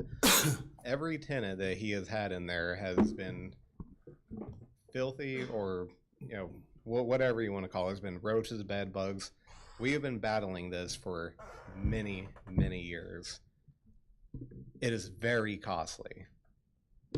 Like I said, she makes $900 a month. I live around the corner with my fiance. We just had our first child. I make about $2,600 a month. My bills come out to about $2,100 to $2,200, leaving to very, very little money to do anything else with. Whenever her tires get a nail because of the house next door, I still have to end up paying for it because she makes gets $900 from disability. That's not enough to live on, let alone these extra costs accrued because of it. Then you have the roach problem. It's daily that we're spraying, and there's still roaches that get into her house. And I'm sure she wouldn't mind. She would invite all of you guys in to see just how immaculately clean her house is. What I would like is for landlords, particularly slumlords, to be held financially accountable for the damage done to the properties around them, not just necessarily their own properties. I, over the course of the last several years, have spent several $1,000s because of the issues that property has brought. I encourage every one of you to go down Commercial Street, look at 725, and tell me that it doesn't need immediately torn down. I know that you have roughly 1,000 properties on the list to be torn down, but at least give it a look, see the kind of issues that we're having, and it was recently condemned, but there was I don't know if it was just uncondemned, but there were people inside getting stuff out. One of the ladies that was helping get stuff out, I was talking to her about it, and she said that the roaches were ready to fight back. That's how bad they are. And thank you, Mr. Hutchins. We are aware of this, and because of the problems that it causes, that's why it has been condemned, and that allows us to move faster through the legal process. So I hope that we'll be able to provide relief sooner rather than later. Now, yes, Mr. Hutchins, I apologize, but your time is up, sir. But I thought I had 3 minutes. You did. You did. It beeped about a minute ago. Oh, okay. Well, thank you. Thank you, sir. Yes, Mrs. Alderman Mons. I have been involved with that property. In fact, I was the alderman that turned it in. And it is totally disgusting. I'm not going to say any more than that about it. But when I was doing my walking to become an alderman, I spoke with the lady. I already, yes. Mrs. Kane. And I spoke to a couple of them when I was going around. And the house at that time was in terrible disarray. And then I got a phone call. It's been a few months ago. And the inspector and I worked on it, and he immediately took charge of it. And it is, I have to agree with him. I mean, I wouldn't want it next door to me, and neither would any of you. And I would invite you to go by and take a look. It's not good. Thank you, Alderwoman. Daniel Boyd of Brewer Road in Danville regarding hazards and reasons to oppose the zoning petition. Yes. Thank you. I just had 4 different points to why I don't believe that we should have a solar farm on many of our backyards, some of them just in close proximity. Living next to solar farm can be harmful to your health. It gives out electromagnetic radiation, which may reduce life expectancy. I think it can. Lead to a lot of health problems. People said it may even shorten your life, so that's not a good thing. Furthermore, if the solar project doesn't handle its waste properly, this will also be harmful to the health of those living nearby. Negative impacts on the environment. It causes significant habitat degradation. It means displacing large numbers of mammals, birds, insects, wildlife. They're unsightly for a big thing too, but I mean, I know it means clearing trees, vegetation, and replacing it with row upon row of these solar panels, which I know what they'll do is once they get their foot in the door, they're going to expand, they'll buy more, and it's going to get huge. And so we're going to be living in, I don't know, the year's 3000. It will for sure negatively affect property values. People aren't gonna wanna buy a house that has a solar farm in the backyard. It's gonna affect the resale value.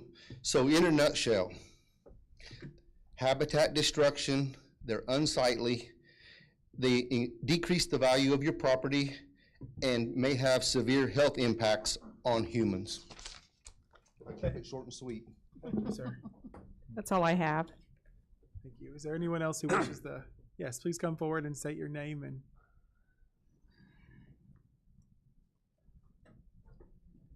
Sorry, I didn't get a card out. Jerry Hawker, with the Danville Area Landlord Association. I hadn't planned on speaking. I came to listen to your presentation on the tower, but I would just like to say on behalf of the Landlord Association, we have some really, really bad landlords. And our association has always said that. They don't belong to our association. We don't support those folks. So, I mean, but in saying that, we also have some of the best landlords. And I just caution you not to squeeze those good landlords along with this bad situation. The other thing, on your interior inspections, I hope you consider this. The tenants make a large portion of the problems that they then, when they get behind on rent, they're going to be calling you and want you to come in and inspect. Most of the good landlords are going to have pictures of the interior of the property, the outside, when those folks moved in. I hope you ask to see those and realize that, unfortunately, there's a lot of tenants that just don't tell you the truth. I know it's hard to believe, but it's the way it is. So just remember, we've got a lot of good landlords. Our landlord association is more than willing to work with the city and work with you against the bad landlords. And I think Sandra can tell you that there are some good ones. I hope she considers me as one of them. I've worked with her tons and tons of time on it. That's all I wanted to say. Thank you. Thank you, Mr. Hawker. Is there anyone else who wishes to address the council? Please come forward and state your name and your association. My name is Tony Grillo, Thomasboro, 103 North Thomas. I'm here to represent Donato Solar on the rezoning case on Jones Road for the solar array. I just wanted to kind of bring attention to a couple of things that we've heard, including tonight. One of which is the biggest and easiest things to, I guess, rebuttal is ruining habitat for animals. Currently, the land we're looking at is tilled farmland. There is no habitat. Industrial farmers have ensured that that's not the case now. We actually partner with Pheasants Forever to establish pollinator habitat throughout the array so that we're actually establishing habitat for wildlife, birds, small mammals, and insects. The health cases, there's not been any proof of negative impacts on health with solar arrays. On the other hand, farming, coincidentally, the EPA actually just released an emergency bulletin banning the use of several different pesticides and herbicides because it causes issues in fetuses, including low birth rate, birth weight, irreversible and lifelong impacts to children exposed in utero, such as impaired brain development and motor skills.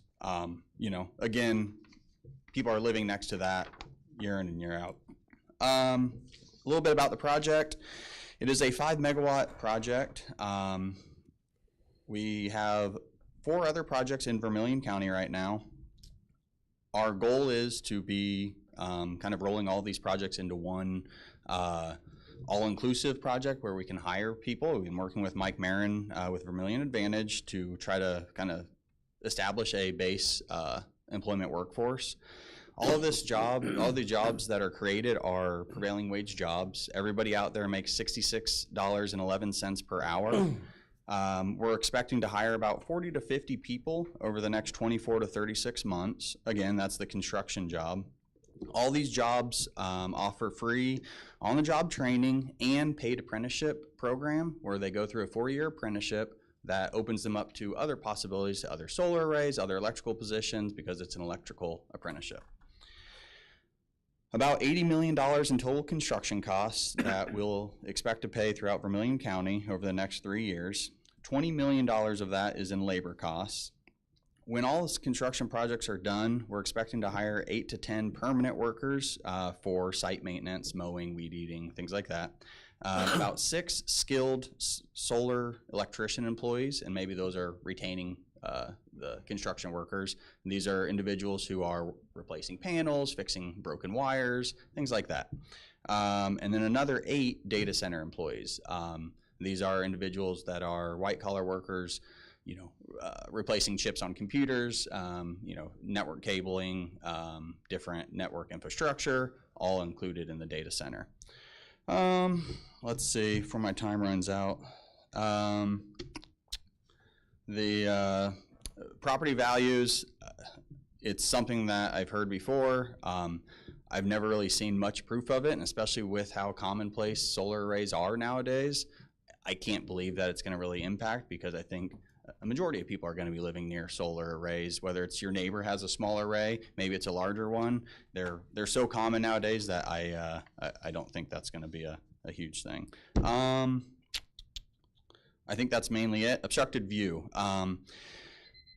Really quick, we had about 150-foot setback with pollinator habitat and a vegetative screening to help eliminate any issues with the neighbors so that they didn't see solar arrays. We expected to put evergreens along that border. So I'm here and available for questions when that agenda item comes up. So Thank you, sir.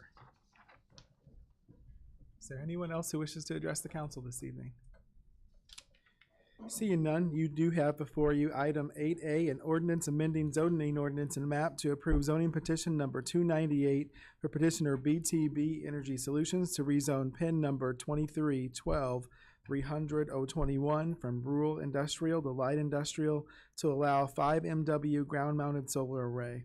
Is there a motion to concur with the ordinance? To approve the ordinance?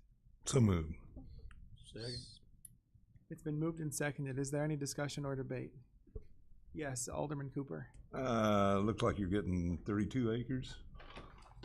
How many panels is that? Question, probably 15,000, I think.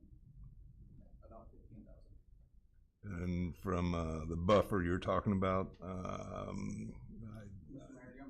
Yes, yeah, please come to the podium. the buffer, it should hide the thing, shouldn't it, from residential view? Correct, yep. And right now that buffer is actually only 100 feet. In consulting with the attorney and the surveyor, we avoided the former railroad right-of-way, but it turns out that it's okay. We can't actually go on that. So actually we can move everything over another 100 feet pretty easily. The evergreen buffer, I mean, there are arborvitaes that we generally put along residential properties, and arborvitaes get to about 9 or 10 feet, and the solar array only gets to about 7.5 feet tall. The panels have a estimated lifespan of how many years? They are warranted for 25 years. After 25 years, they decrease their production. I want to say by year 30, they'll be at 80% of their capacity. So, if something goes bad, I'm sure you guys are going to be totally responsible for removal.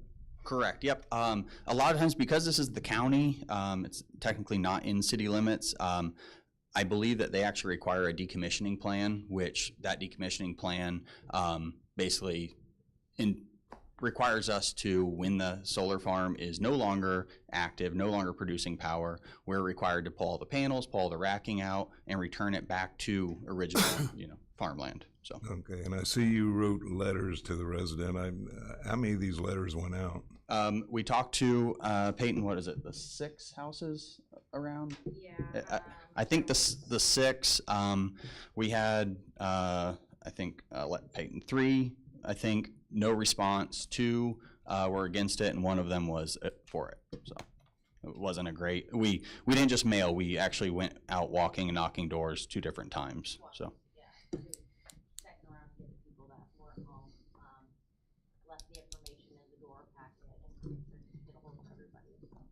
And I'm sure this has fallen into mile and a half.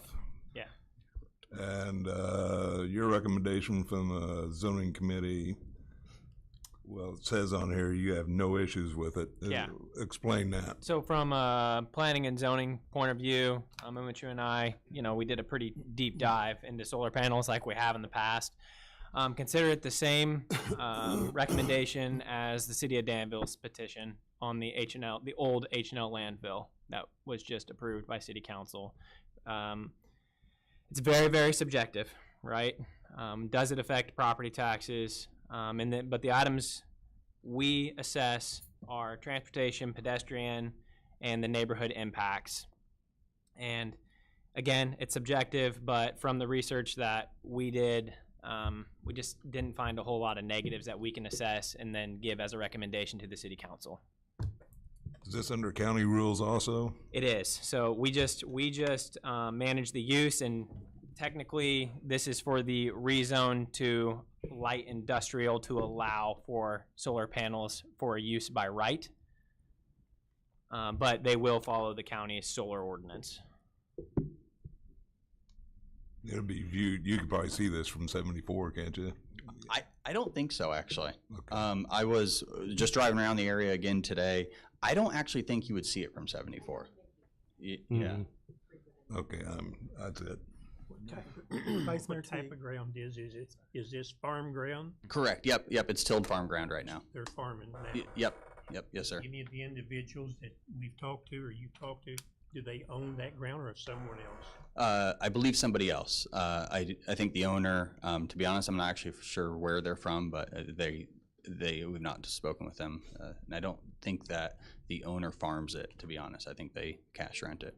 I'm not against solar panels, but I've been dealing with this down home. I had property, and they would come in and set the solar panels, and within a year they sold out to someone else. That seems to be what they're all doing in Southern Illinois, just hopping different companies, and then whenever the new company comes aboard, everything that the first company had told her that they were entitled to didn't pan out. They wouldn't stand to the agreement. Yep.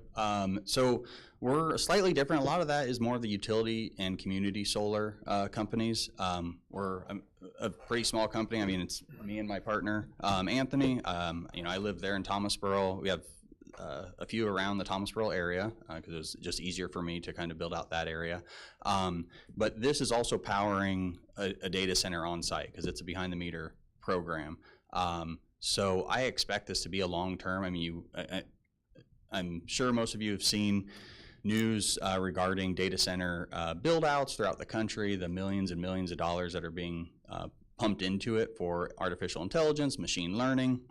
And this is just another branch of that I think has a long-term benefit, and I think it can create some jobs locally, and we're able to kind of harness some of that federal and state incentive money and pump it into our local economy. And it's been important to me. I mean, I live in a town of 1,000 people, so bringing this much money into this area is life-changing for a lot of different people. So, thank you, Alderman. Vice Mayor Teague.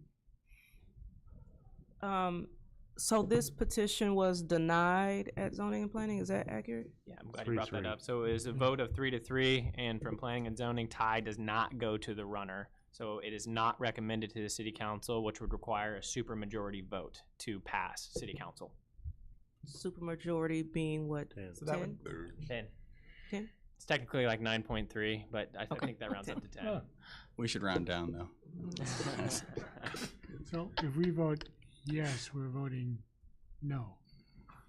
No. The way the to clear this up, because the last time we ran into this, the way the ordinance is written, it is all motions are brought is an approval, and then you vote yes or no on the approval. So if you're voting no, you're voting against it. Okay, even though the zoning commission had said Correct. no. Okay. So in order, a vote yes is to approve the project. A vote no is to disapprove the project. One more question. But we'd have to have 10 votes. We have to have, but we must have, yes, that's correct. Utility savings in the neighborhood, is that existent or not? Unfortunately, not for this type of project.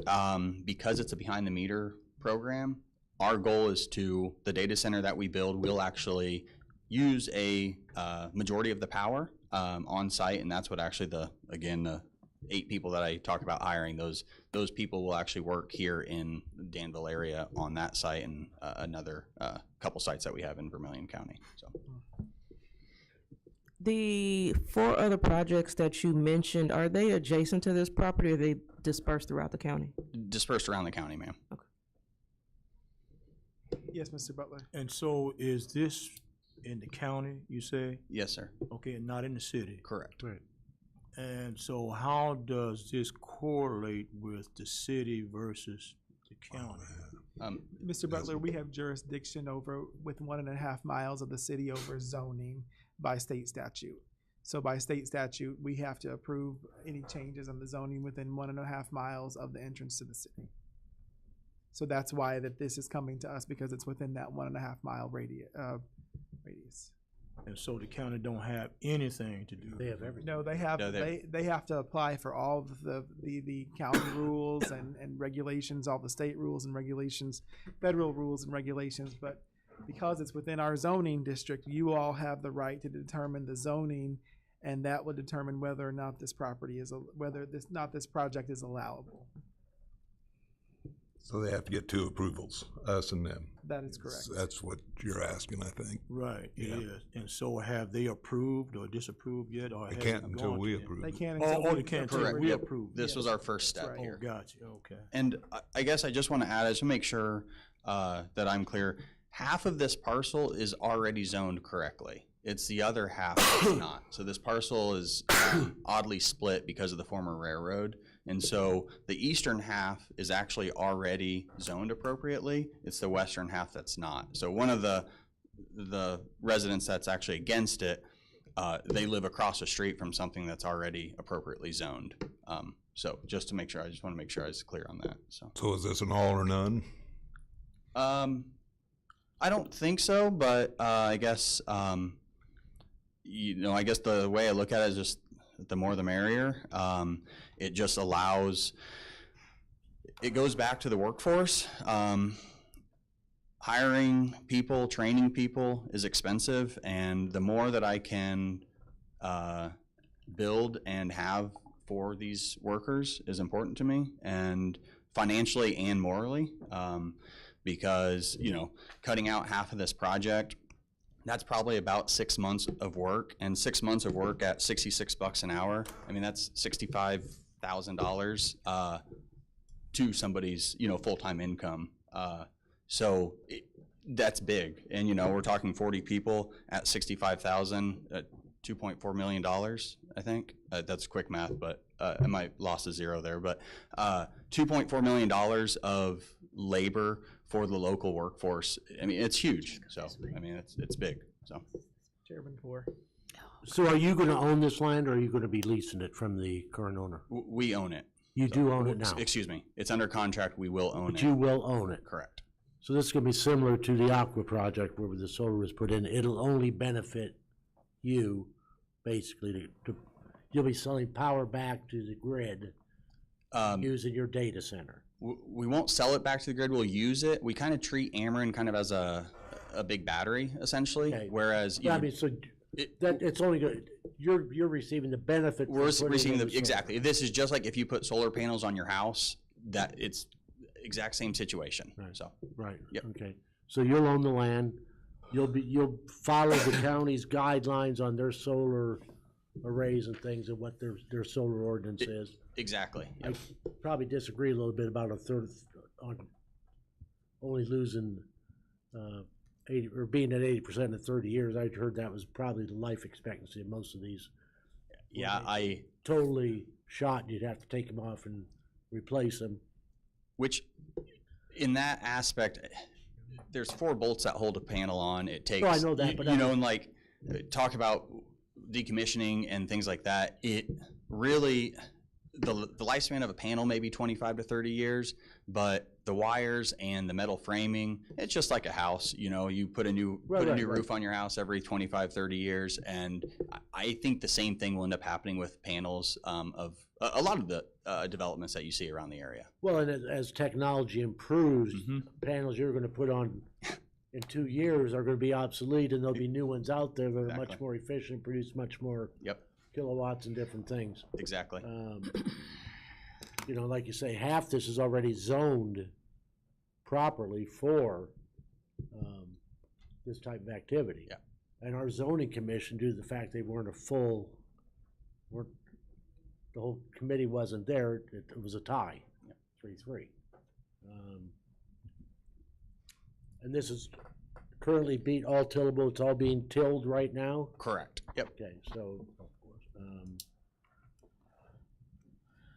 Vice Mayor. Just for the sake of, I believe I already know the answer to this, but just for the sake of clarification. So I'm looking at the land use map, which is the map with the purple and the green.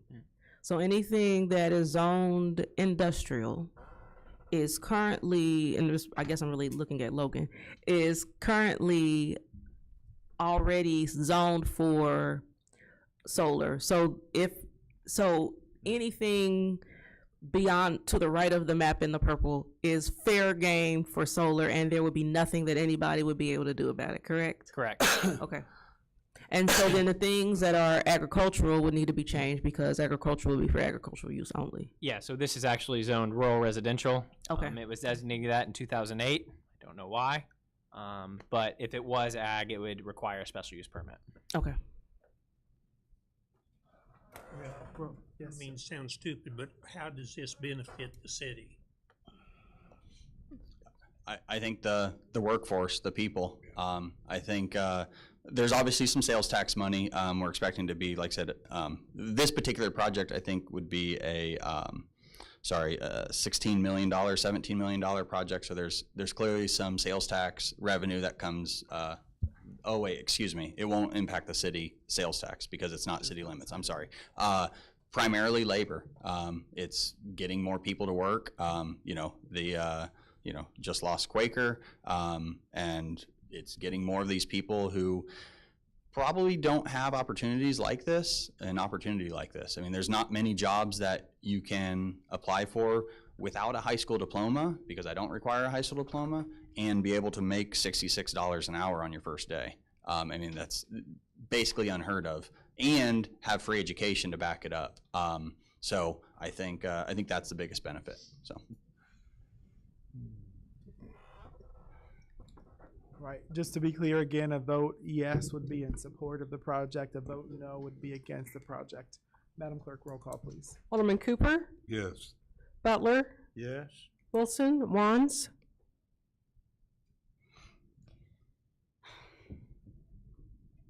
No. Pashard? I'm reluctant to do it, but I'll vote yes. But I wish, it's on me, I should have went out and looked at the property to see how it's going to affect the people that live around there, and I didn't make it out there, but yes. O'Kane? Yes. Iverson? Yes. Hoare? yes. Streebing? No. Pickering? No. Ludwig? No.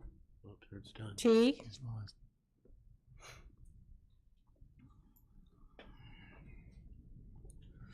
Yes. Williams? Yes. York? Yes. 9 yes. 9 yes, the motion fails.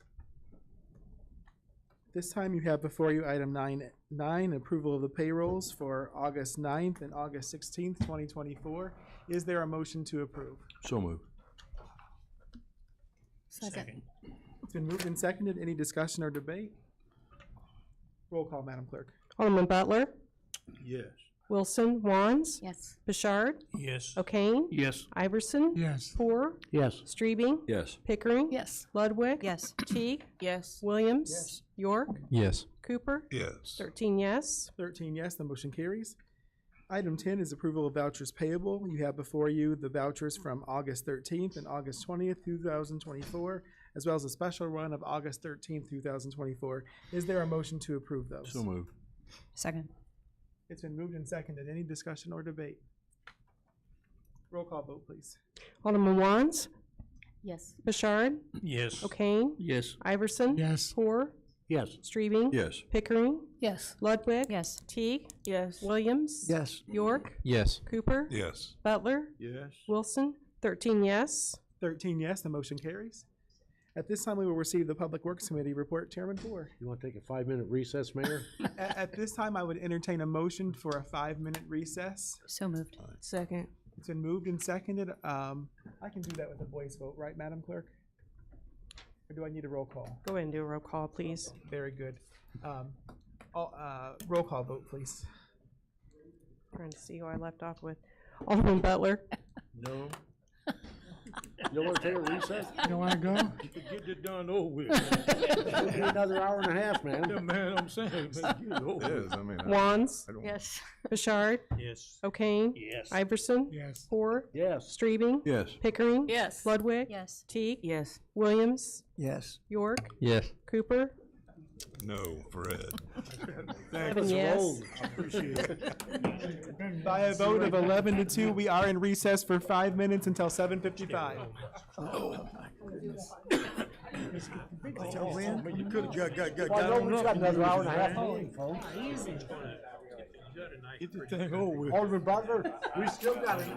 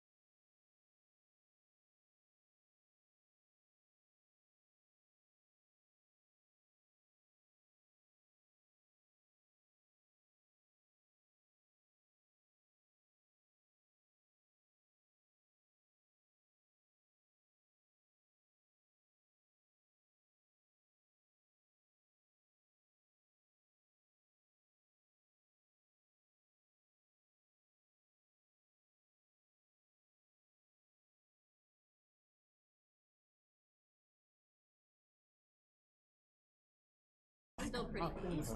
I didn't think I was gonna be able to make it out. That would have been bad. They had to jiggle it and everything else to get me out.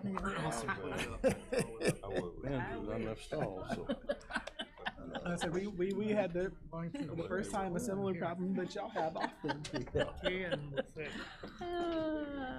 Had a line. Yeah. Okay, we just need Vice Chairman Iverson. I mean, oh my Lord. This is Juan. She's here.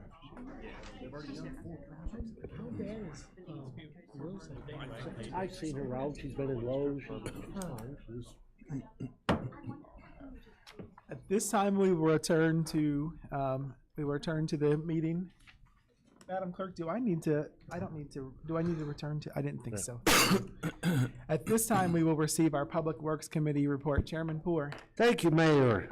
If there is no objection, I would like to take all the items under Public Works with the exception of 11B and 11Q together.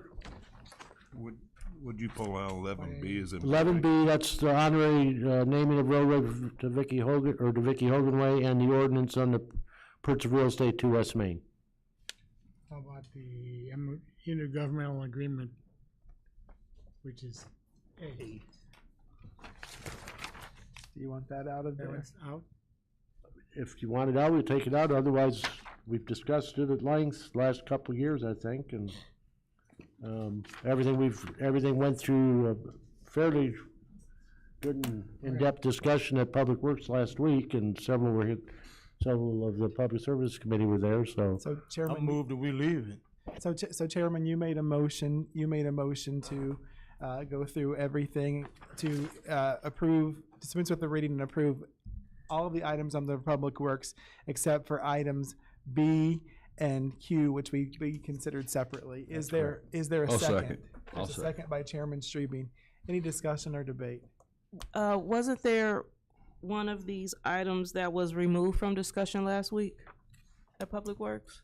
It was M or N, but I don't, is that on here? Oh, that's not on here? Vice Mayor, it was not added to the city council. Okay, so agenda. there was some, okay, I remember seeing an email with something else. You're there. right, Okay. it was removed. Yeah.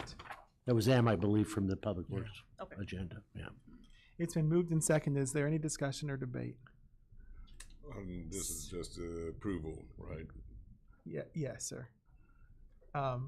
Roll call vote, please. Alderman Pashard, Yes. O'Kane, How many times I gotta say yes? Yes. Iverson, Yes. Poor, Yes. Streebing, Yes. Pickering. Yes. Ludwig, Yes. Teague, Yes. Williams, Yes. York, Yes. Cooper, Yes. Butler, Yes. Wilson, Wands, Yes. 13 yes. 13 yes, the motion carries. Okay, now we'll move to 11B, an ordinance approving an honorary naming of roadway to Vicky Hogan Way. Move to dispense reading, ask for your approval, need a second. Second. Okay, one thing I would like to say, and we have some ladies in the audience that said I could go ahead and speak on their behalf. And as I said at Public Works, I had the opportunity to know Vicky, my gosh, I don't know how many years, for a long, long time. And what she did not only for this city, but for this county was remarkable. She was well-known statewide and nationally as an innovator, a go-getter, a person with vision. And one of the last times that I was able to actually sit on a committee with her was when we were talking about the casino and things like that. And even though she had a chemo pump on her and was undergoing treatments for her cancer, she was still there at those meetings. And she didn't give up.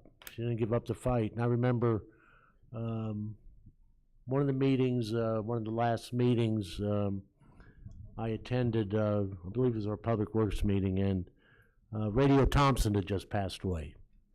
And I mentioned that Radio had just passed away, and that's when the mayor informed me that they had also taken Vicky Hogan to the hospital. And that was the end for her as well. And I think it's not only appropriate, but it's an honor for us to be able to do this in her memory, and naming that roadway. I got a question. Yes, sir. From a personal standpoint, I agree with what you just said, okay? From a person sitting in this chair, what type of criteria is there for this to be done? When Bob Jones was mayor, he established the committee that Glenn Iker was in charge of, and we have all kinds of streets and things named after people that contributed to this community. I think it would probably follow under those same guidelines. What are the guidelines? Is there a criteria? I mean, can I come out and say, let's make an honorary Ed Butler way next month? I mean, what's the criteria? Well, I doubt if you see that happen. I know. But I mean, what is the criteria? Isn't there a formula? I don't know. See, I you know, the thing is, are we opening up a can of worms here doing this? That sort of bothers me a little bit, because when somebody comes up saying that, or anybody, who's the judge and jury to say yes or no? Ultimately, previously, it was the city council, and ultimately, again, it is you all as the city council who says yes or no on such matters. Just like we change the names of streets, we change the directions of streets, we change whether or not people can park on streets. Well, we can do that, but we're naming an honorary way, or we're naming a street. I mean, we're not it's a little actually different. renaming the street. It would just be an honorary title of the first 2 blocks where Ms. Hogan did the majority of her work that brought us billions of dollars in actual development, as well as, gosh, more than 1,000 jobs, probably several thousand jobs that we wouldn't have in this community if it weren't for her. But I'd still like to see some type of criteria in black and white. Sure. If you would like to head up that, I mean, I think we should approve this anyways, but if you would like to head up that committee, I would be honored to have you do so. That's probably a negative, but I'd still like to. But it's like, Mervis Parkway. That's on Lynch Road. It's not really the name of that, but I mean, it's still a sign there. That we voted on Yeah. when I was still an alderman, so I believe you were on the council with us then as well. That sign needs fixing. Yeah, well, There wasn't a criteria then. There was literally that we would like to honor this person in this way, and that's how it was presented to us by then Mayor Eisenhower. I think the criteria is what they do for the community, pure and simple. What she did for us. My thought. Yes, Mrs. Wands. I feel like it's, we don't rename the street. The street remains just like Lynch Road is. The street remains the street. It wouldn't bother me if I wish every street sign in this community was honoring someone. I wish there was that many people to honor. And when there's someone that's outstanding that needs to be honored, we need to recognize that. I have no problem with standards for it, but it wouldn't bother me if every sign had a honoring someone on it that deserved it. But so I would definitely vote for this. I would like to think that we have that kind of community, that we care about who does things for our community. And we have a lot of people that do. Any further discussion or debate? Yes, Mr. Butler. Yes, very well said, Alderman Wands. I concur and I totally agree that the people that has dedicated their life, their energy, their ideas, and had the compassion like she had within this city, and anyone else, like she said, should be honored within this city, because if we don't, I mean, who will? Give credit to whom credit is due, give honor to whom honor is due. Exactly. Roll call vote, Madam Clerk. Alderman O'Kane? Yes. Iverson? Yes, and I'd also go along with Ed Butler Street too. I'm working Right on up it. that criteria. I'm working on it. Right there in the corner of Roselawn and Stillman, right? There you go. That's what I'm talking about. Chairman Poor? Yes. Alderman Strebe? Yes. Pickering? Yes. Ludwig? Yes. Teague? Yes. Williams? Yes. York? Yes. Cooper, Yes. Butler, Yes. Wilson, Wands, Yes. Bouchard, Yes. 13 yes. 13 yes, thank you. Now we'll move on to 11Q. An ordinance approving the purchase of real estate at 2 West Main Street and amending the fiscal year 24-25 budget and creating Fund 2 West Main City Hall. Move to dispense reading and ask for your approval. Need a second. Second. Okay. Any questions on that one? Second. All righty. I guess we'll just do a roll call then. Do you have a time frame on when we might move over and remodeling all that? Vice Chairman, we will close within a couple of weeks, and then I know that Logan and Logan and Director Rui have been working with a group about getting an assessment done of what all we would need to do to move over there so that we can begin that journey. Realistically, I think it's probably a year and a half or maybe 2 years, but hopefully sooner. But listen, y'all have been around this long enough that you know everything that we want to do, even when we have the resources. Look how long it's taken us to get the Brazil agreement. It always takes at least twice as long as one would hope, right? So it's going to be a while. So Could Brazil come down before we start closing City Hall too? Or do you want to do them all together? It Which would could. probably save us money, I'm sure.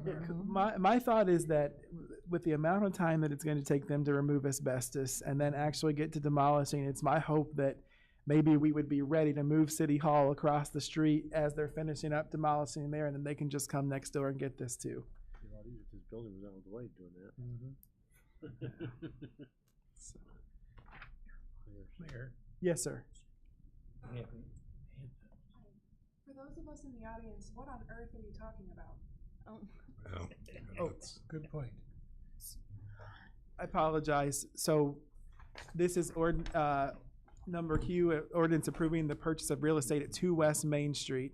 This is the old National Bank building that was for sale at auction recently. The city was the winning bidder, and we would like to acquire it to move City Hall there. Okay, a question, and I understand what they're saying. Give the reasoning on that. I mean, this building here is shot, more or less. This building here, recently, we've had recurrent leaks such that they've leaked from the first floor down into the main level, and we've also had some infiltration in the walls regularly. That's why when you go up and down the stairwell, despite the fact that Public Works has repaired those probably 3 to half a dozen times since I've been there, you see cracks and striations there in the bathrooms, etc. We need a new elevator at some point, which is going to be, $500,000 to $1 million or more dollars. Our HVAC, although it's not incredibly old, is not incredibly great, and also although we still meet the ADA requirements by law, most of the restrooms in this building are not handicap accessible. So if we're going to put a couple of $1 million into something, I think it's a better investment to put it into a building that's in better shape. Also, for long-term redevelopment purposes, City Hall would be the only building that stands in this half a block area. If we were able to demolish City Hall, then we make room. We have a half a block of space that could be redeveloped right in the heart of downtown and catty corner from two of our most important places, which are the Civic Center and then eventually the riverfront development. So courthouse, and it gives us more space and more options for our community and for our future. Okay, I have a question. The casino supposedly is giving out, we got $1 million for City Hall improvements. Is that what it's labeled? Yes, sir. And is that check readily available to? So you all have received invitations to their 1-year anniversary celebration. At that time or before, we'll have a check in hand from them. So we could use that money to. So what this proposes, Alderman Cooper, is to establish a fund called 2 West Main Street City Hall. That way we can keep track all the accounting for that project over there and keep it segregated. We would pay for this purchase out of the general fund, and then once the $1 million is received from the casino, the general fund will be reimbursed, and the rest of that money will go into this 2 West Main City Hall account for the project, the renovation project there. So what this does too, I mean, it's, you know, a couple of years ago, they wanted $4.2 million for that building.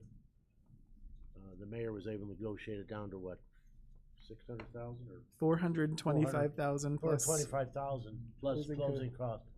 Plus, that building will still be bringing in income for the city, as Old National Bank has a lease with the owner of that property until 2029.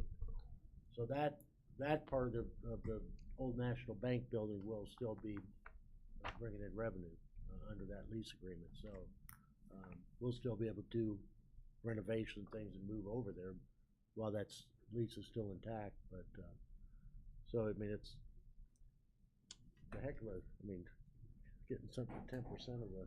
Yeah. We got it for a tithe. For less than the cost of a new elevator. Yeah, right. Well, yeah, Yeah. Exactly. Yeah. And that's what I guess people don't realize. I mean, I remember, Coop, remember when they moved in here, old Jonesy, and I think Kenny Block was the chairman that was in charge of moving from the old city hall down on Hazel Street to here, and my gosh, that's been. I wasn't born yet. It was only 29 years ago, y'all. 1994. Wait a minute, 30 years ago. Oh yeah, that that's was a right. good 30 one. years ago. Is when that was when the city was acquiring this building to move into. Oh gosh, I was still in middle school. Yeah. So this one's. That's how long Coop's been around as an I artist. don't know about He that. he bounces in and out from, you know, I think you need to research I that had one a already little bit. left as an alderman. Again. Yeah. This is Bob Jones' building. Will the new one be named Bob Jones too? And now we're at first. We would have to decide that. Robert E. And I think probably, you know, if there is an interest in creating a naming criteria like the county has, like Alderman Cooper had, I would think that before we do any additional naming that we should implement that at that time. Well, I would hate to see, because we left this building, that we left the honoring of our first mayor under this form of government. Okay, other questions on Q? Alderman And Butler. so were there, I know it's going to be some more renovation of the building. That do we know? Is there going to take another $400 and some thousand No, or another million? probably 4 million. We have to. That's why, you know, when you asked about timeline, I said we have to engage folks to do an assessment for us and also a design as to how that would be laid out.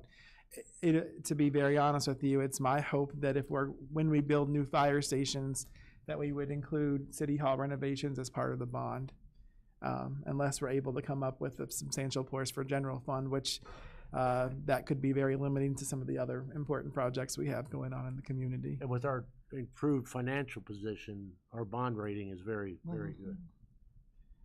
So, you know, and with the cost of fire stations, cost of this, I mean, or rather retire our other bonds and do one big bond release and have one Those payment. are almost, we got 2 years, I 2 think. years Chairman. left. Well, you know, it'll be a good time to refinance. Mrs. Interest Wants, rates did will be you? low. Yes, Alderman Marks. Yes, I'm thrilled about it. I really am. Where we were talking about, a couple years ago, moving it out on Voorhees. I had numerous phone calls saying, "Don't let our city hall go out of downtown." So I'm just really happy about it, and I think the community will be too. Yeah, and part of the acquisition did not include the drive-up part. It does include. It does include it now? It does include. Oh, wonderful. Drive-up bill I pay. misread a lease. Okay. But yes, it does It does, include. good. So we'll have that whole. Good. Okay, Now that's currently on part of ONB's lease, so we can't do drive-through payments quite yet, but maybe hopefully at some point. Okay, good deal. Okay, Alderman Butler. And so, do we know the age difference between the two buildings? Gosh, I don't write offhand. This was 40s or 50s, and I believe that was in the 70s. Oh, A it little maybe- later, it was 80s. Yeah, it was old longer than that. When did Town Center It go was in? Palmer Bank. Because that's when they. 76. The building 76? 76. 76 and ours is, Assistant engineer, do you know the age of our building? This one here? Yes. It's older. That I don't know. I can tell you upstairs, I have one of the old bank, the bank zip-up things, and it says 1954 on it, so it's at least 20 some odd years older. Thank you, ladies. Thank you. This says that building was built in 1983. Old National. Yeah. Yeah, that's what I was thinking, the 80s. Town center was part of the urban renewal. That's probably about right. Okay, alrighty, we're kind of getting on. Roll call, folks. Orman Iverson? Yes. Poor? Yes. Strebing? Yes. Pickering? Yes. Ludwig? Yes. Teague? Yes. Williams? Yes. York? Yes. Cooper? Yes. Butler? yes. Wilson? Wands? Yes. Bouchard? Yes. O'Kane? Yes. 13 yes. 13 yes, the motion carries. Mayor, there are no items of information. That concludes our report. Thank you, Chairman. At this time, we will receive our Public Services Committee, Chairman Strabing. Yeah, okay, puts us at 12A. We have items of information. We will meet here August 27th, 2024 at City Hall at 6 p.m. Item 12A1, police data information, paperwork at the meeting. Chief, you got something for us? And I know we've been long, but Chief promised me he'd only go 30 minutes. So. That's all right. I think we're going to have a succinct presentation, but certainly an opportunity to answer questions and such. To be brief, thank you. I would have chosen a night that we didn't go to like double Z. Double Z.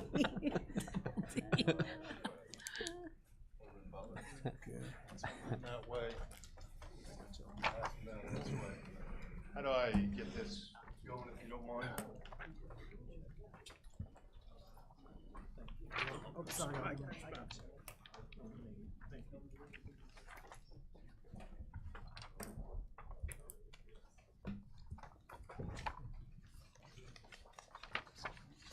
Oh, thank you. You're welcome.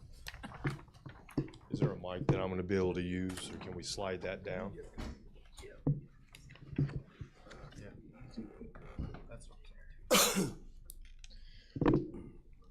Actually, until we get started on that, I can get you going now.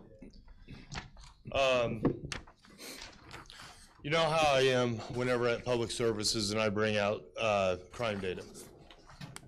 I'm always uncomfortable with it, and I don't like celebrating any of it. Because until we get to a level to where we don't have people that are victims, and I don't know what that number is. It's difficult to even say, and it's not for me to decide, it's for our community to decide where we need to be. All I can say is that we're not where we want to be yet. And I've often said about the, I don't even know how that works, so. Is that on? They'll get you taken care of. Okay. If we can, if not, everyone has a packet in front of them as well. So what we did was we started in 2018, and I didn't realize it till I looked at the date, and then I was thinking, well, it's almost 5 years. Tomorrow's 5 years of the day that we started, or I was sworn in as We were sworn in chief. 5 years ago today, Chief. Was it today? Yes, sir. Okay. Well, today, I didn't realize that, but I knew it was close to 5 years. That's one of the reasons I asked you for tonight. Okay. Well, happy me. So anyway, when I became the chief, I think it was very clear. Alderman Butler, you were involved. I don't know how many of y'all were involved when we talked about and got together as a group about the violence, gun violence particularly. We've went to a lot of different events, prayers, and getting people together, trying to figure out what we needed to do. So we focused on gun violence and violent crimes particularly. A lot of the resources were put towards personnel, a new type of approach to violent crime, data-driven policing, intelligence-driven policing, training our officers under the community policing standard, not just to police the community, but police with the community. And also understanding that we are part of the community, so if we're policing the community, we're also policing ourselves. Again, we're not tap dancing, we're not celebrating, but we are wanting to point out a direction that we're going.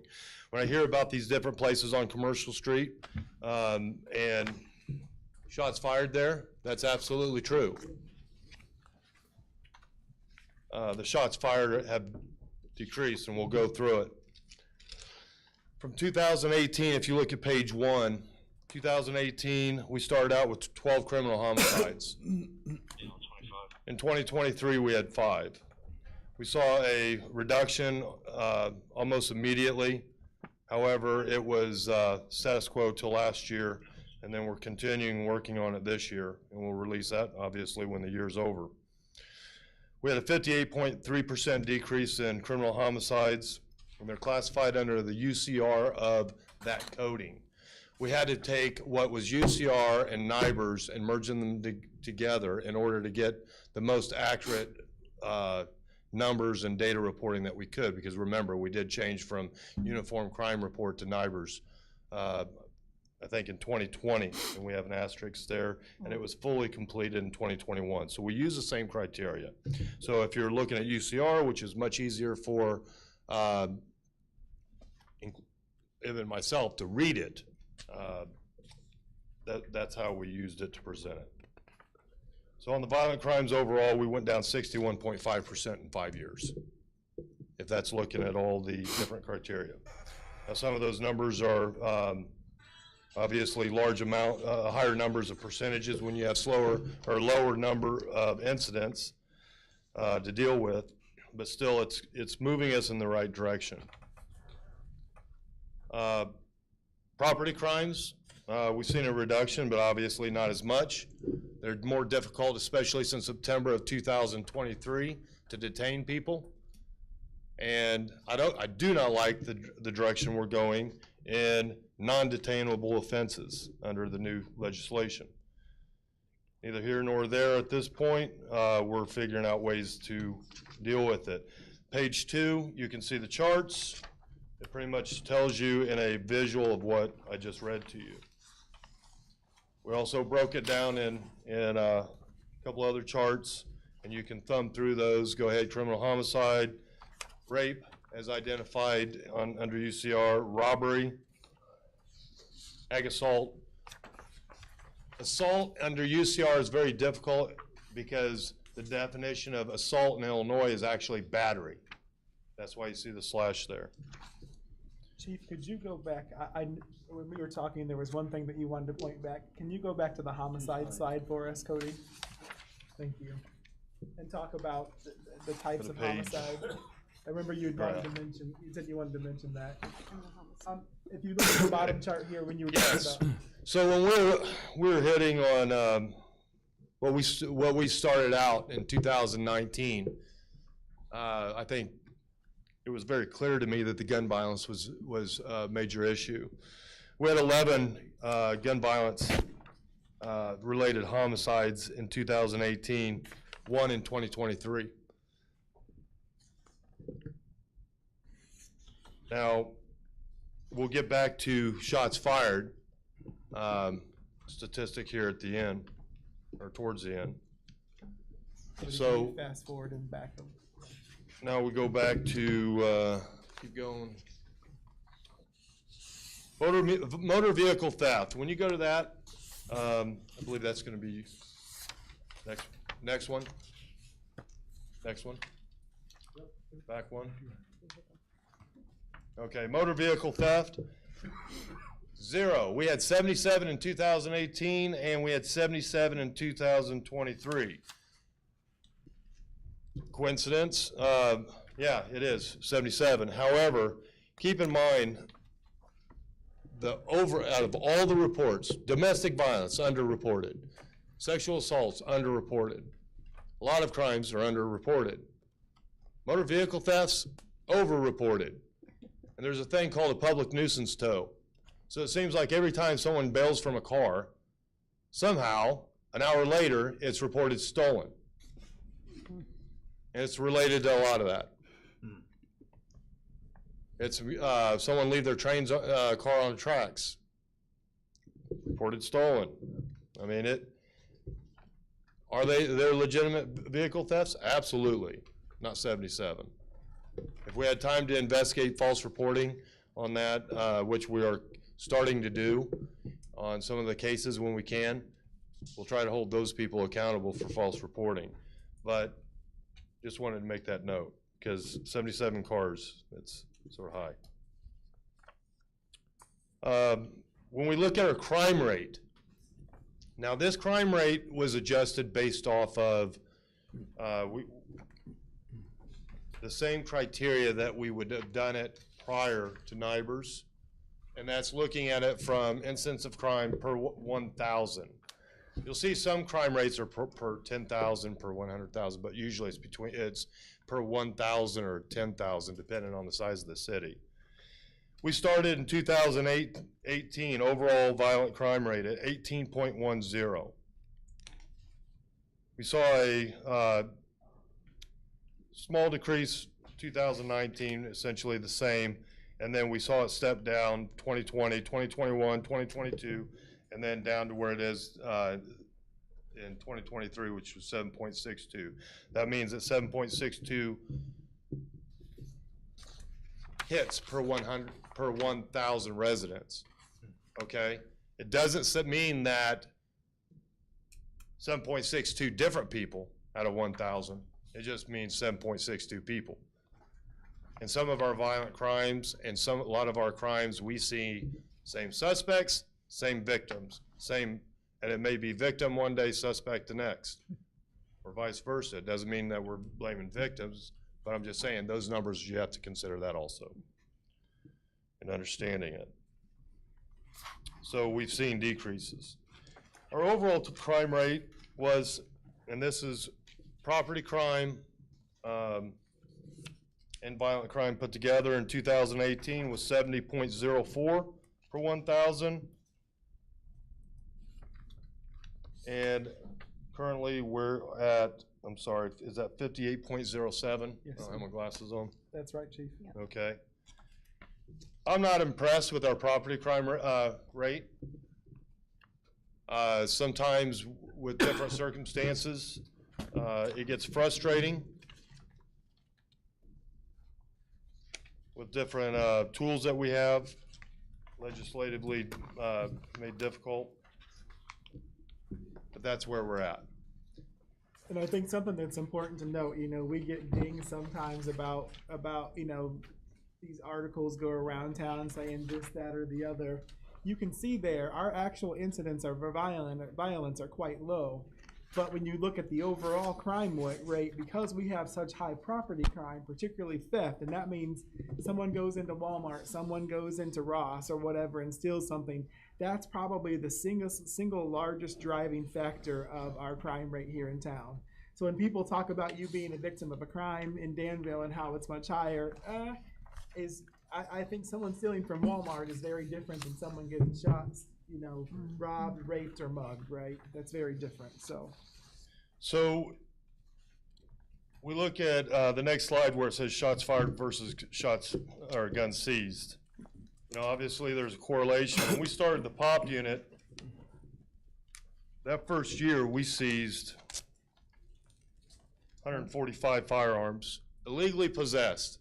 We're not talking about someone that didn't have their FOID or card on them and we held it. We're talking about criminally possessed firearms, often involved in criminal violent activity. And we also saw, and so that maintained, we had a high number, and then it's slowly, you can't say that there's much of a decrease in the number of firearms seized. There has been a slight decrease, but hopefully that's because they're not traveling with them as much. We still have a problem with that, a lot of challenges. But the shots fired, now these are shots fired where we had probable cause or reasonable, let me change that. We had reasonable suspicion that there was an actual shot fired, not based off a 911 call, shots fired, possible shots fired, because that could have been a garbage can lid, it could have been a backfire. These are things where we have people that we've talked to, they say, yeah, I heard it, it was shots fired, or shell casings, or other evidence of actual shots fired. And we had 306 in 2020. We did not include 18 and 19 because the reporting was different, and I think that the numbers would be much higher in 18 and 19, but most of that data was collected through calls for service. And I can't guarantee that we didn't have 2 or 3 calls for service for the same shots fired. I don't understand that system, and without understanding it, it would make us look better, but I cannot stand in front of you and say I'm confident those numbers are accurate, okay? So we started with 2020. Went from 306 to 91 in 2023.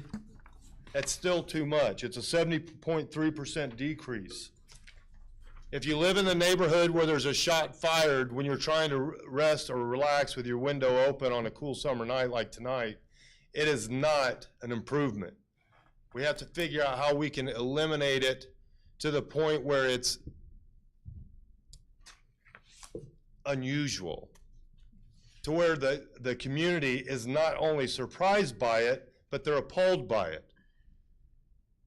Not acceptable. Okay, so we had 91 shots fired.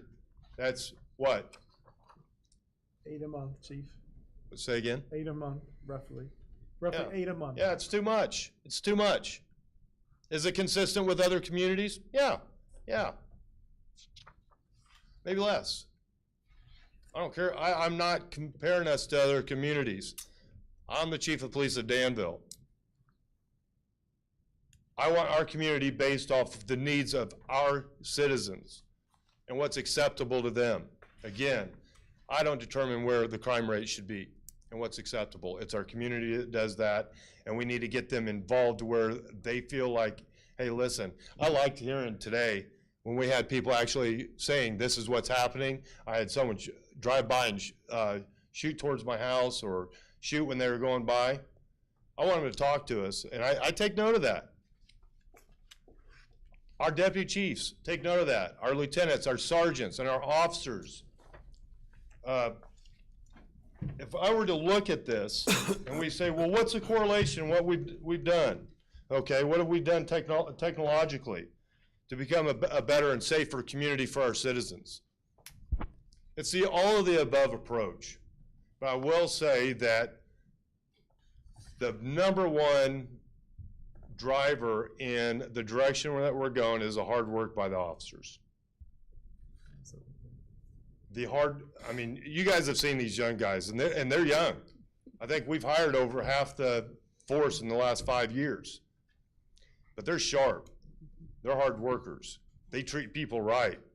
Sandra, I think we've looked at so many videos where we've taken complaints and we're like appalled to think someone had the audacity to say that the officer did something wrong on some of these calls. Yes, sir. Because the restraint that they show in so many of these ways, and maybe it's generational. We take a look and we hear all the criticism of the 21 to 32-year-old employees. I'll tell you what, I'm pretty impressed with the ones we've hired. The detectives, the amount of their caseloads, and the amount of cases that they open, even if there's a smidgen of ability to possibly clear that case with holding someone or presenting a case to the courts to try to hold them accountable. We can't control what's outside of our realm, but we can definitely control the scope and the way we operate within our city in cooperation and collaboration with our community and citizens and stakeholders. And that's businesses and everything else. LPRs, cameras that are reactive in helping us in investigation. I'm just like anybody else. I look at a camera, I wonder what all it caught me saying back there when you guys were on break, okay? I have a reasonable expectation of privacy and a sense of wanting to be private when I want to be private. I respect that. I don't like the LPRs. I thought that I have to drive by an LPR everywhere on the way home if I thought someone was sitting there, in a dark room watching it, but they're not, okay? The way these items are used are always going to be considerate of a person's right to privacy, their Fourth Amendment guarantees of the Constitution. But the way we're approaching things, combined with our technology, combined with our methodology, combined with our mentality, as well as, more than anything, combined with the outstanding and hardworking young officers. So And also, Chief, that's where we're I going. remember you told me too that another thing is because they're seeing you guys get results, the public is talking to us. You know, Alderman Butler can tell you, we've been saying see something, say something for a decade, and folks are telling us. They are letting us know what's going on. And between that, all the technology and the hard work of the officers, that's what makes the difference in us being able to solve crime. Yeah, I think that relationship, and I see the intelligence is not gathered just by technology.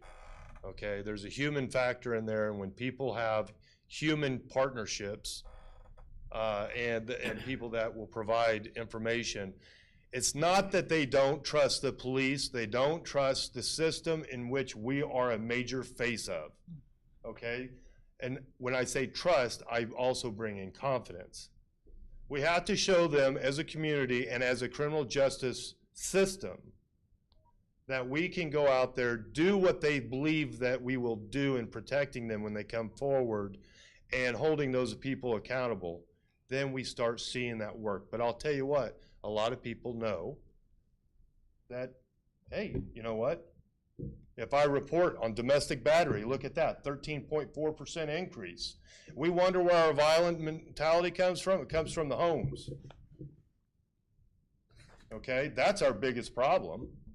If I could switch any of these stats, I would want to see a 70% drop in domestic violence, reality of domestic violence.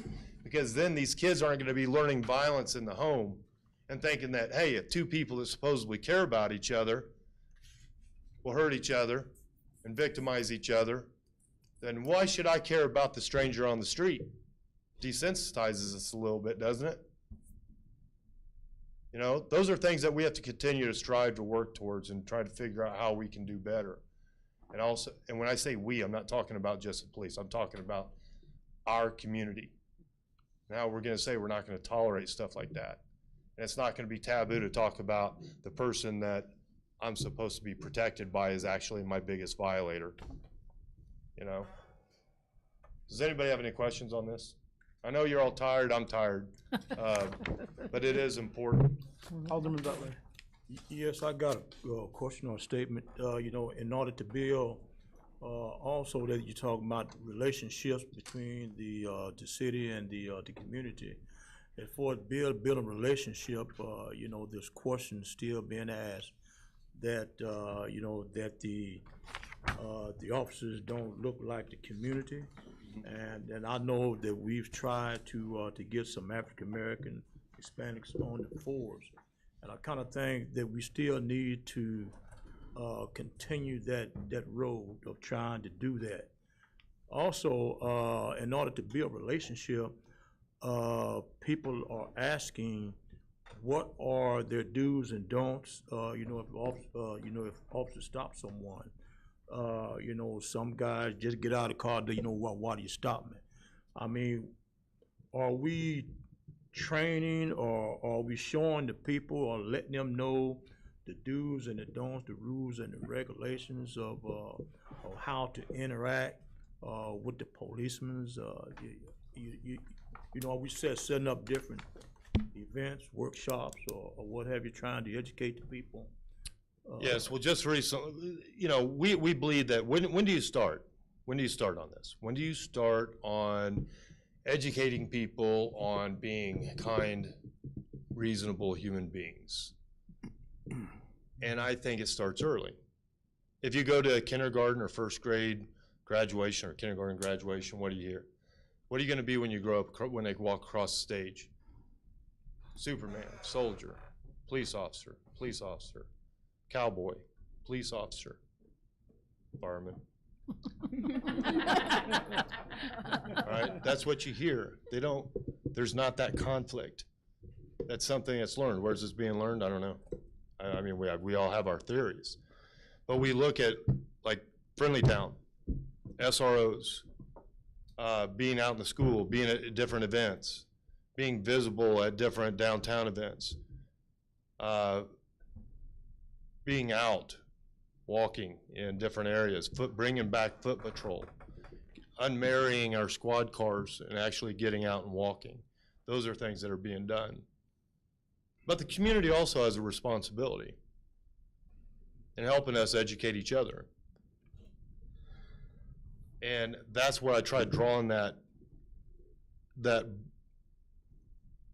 incorporating the police as being members of the community. And it's tough. I mean, like when we do like hitting the topics when they're little, getting them around the officers. And Friendly Town's one of our biggest outreach programs. We were touching about 80 to 105 kids a year.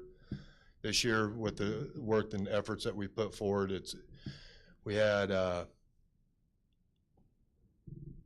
450 through the District 118 and our regular Friendly Town classes. We had another 100 at a mini marathon event. We had another 100 at least at the back to school giveaway Breon Boyd and I partnered on. We had another, I don't know, 20, 30 just the other day, Saturday. On my day off, we opened it up, had a cookout.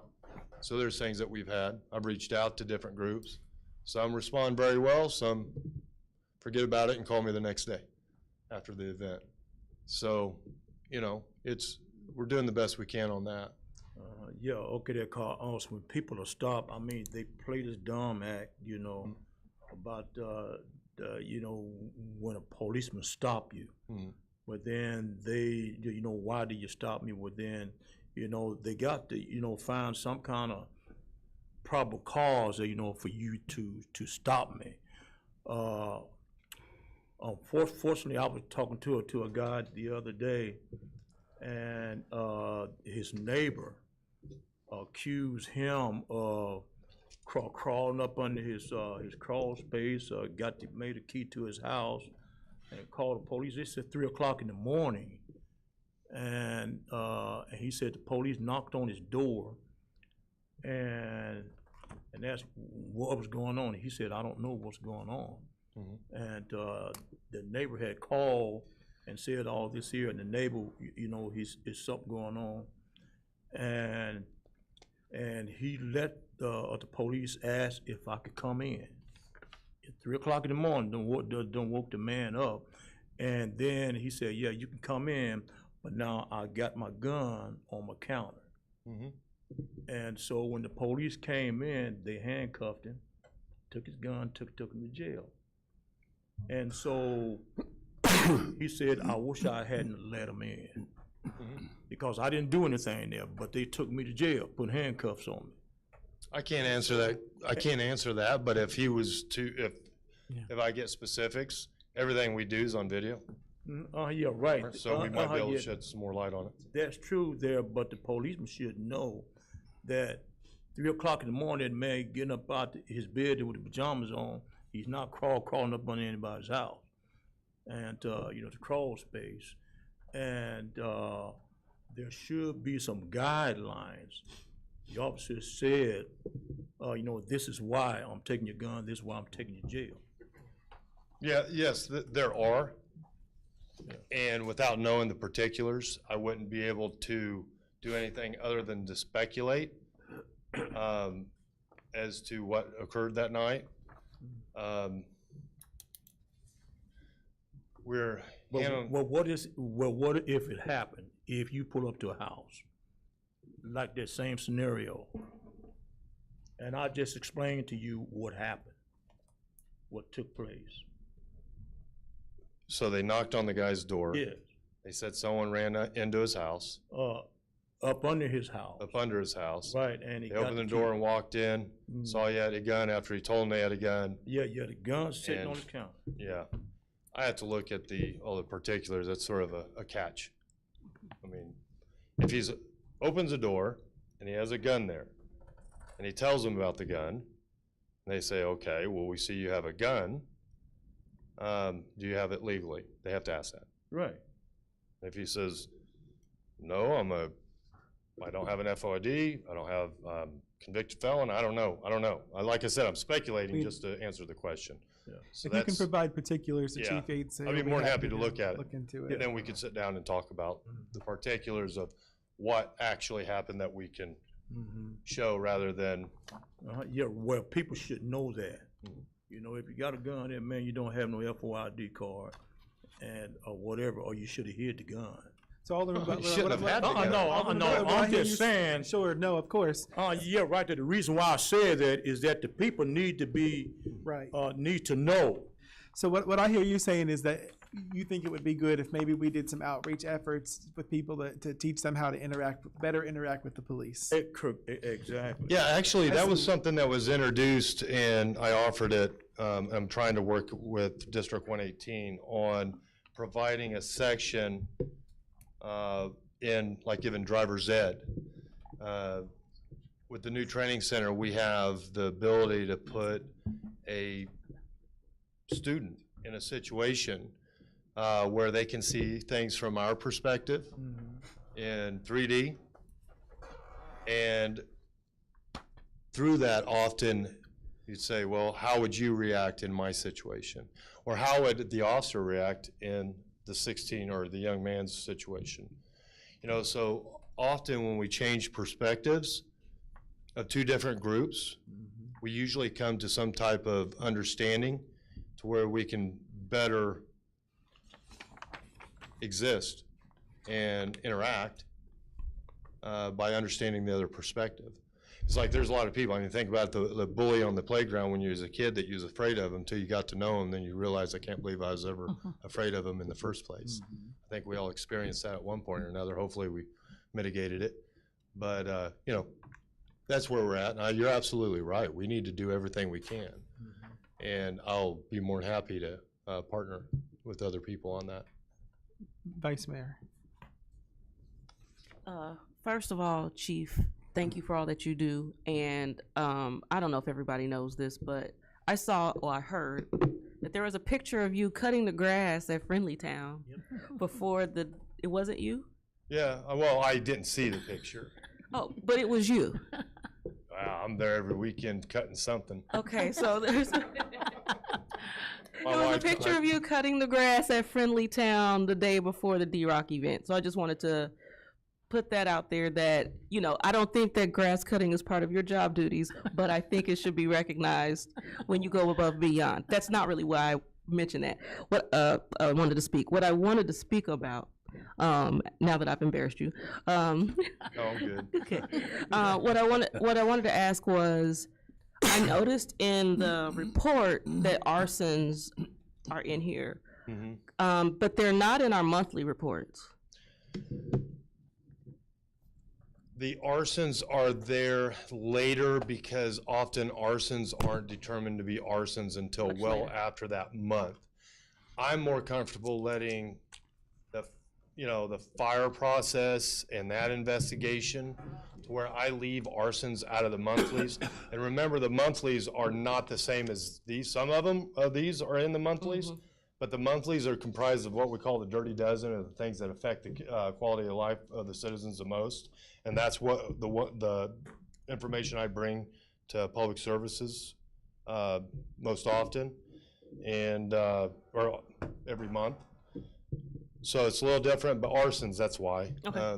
They're sort of tricky. I mean, I figured that some might seem suspicious, right? And then we say no, and then some don't seem suspicious, and we figure out it's an arson. I figured that might be the case, but I just wanted to ask. Yeah, in reference to Mona at Friendly Town, I can't, and Miss, that was Michael Ewing that was here earlier, right? So Breon Boyd came to me, and we have the mowing on, we had tons of rain, and we got so many parks, and I knew that it wasn't on the rotation for the mowing. I go there in most certain parts because I want to get it real close and trim, and I understand, you know, I can't. And but I reached out to Breon Boyd contacted me. We were out there talking because we had an event, and by the way, shows me like an hour and a half of extra time. But I said, there's no way I can push mow this entire park because Public Works had already mowed, but we had rain, so much rain that week.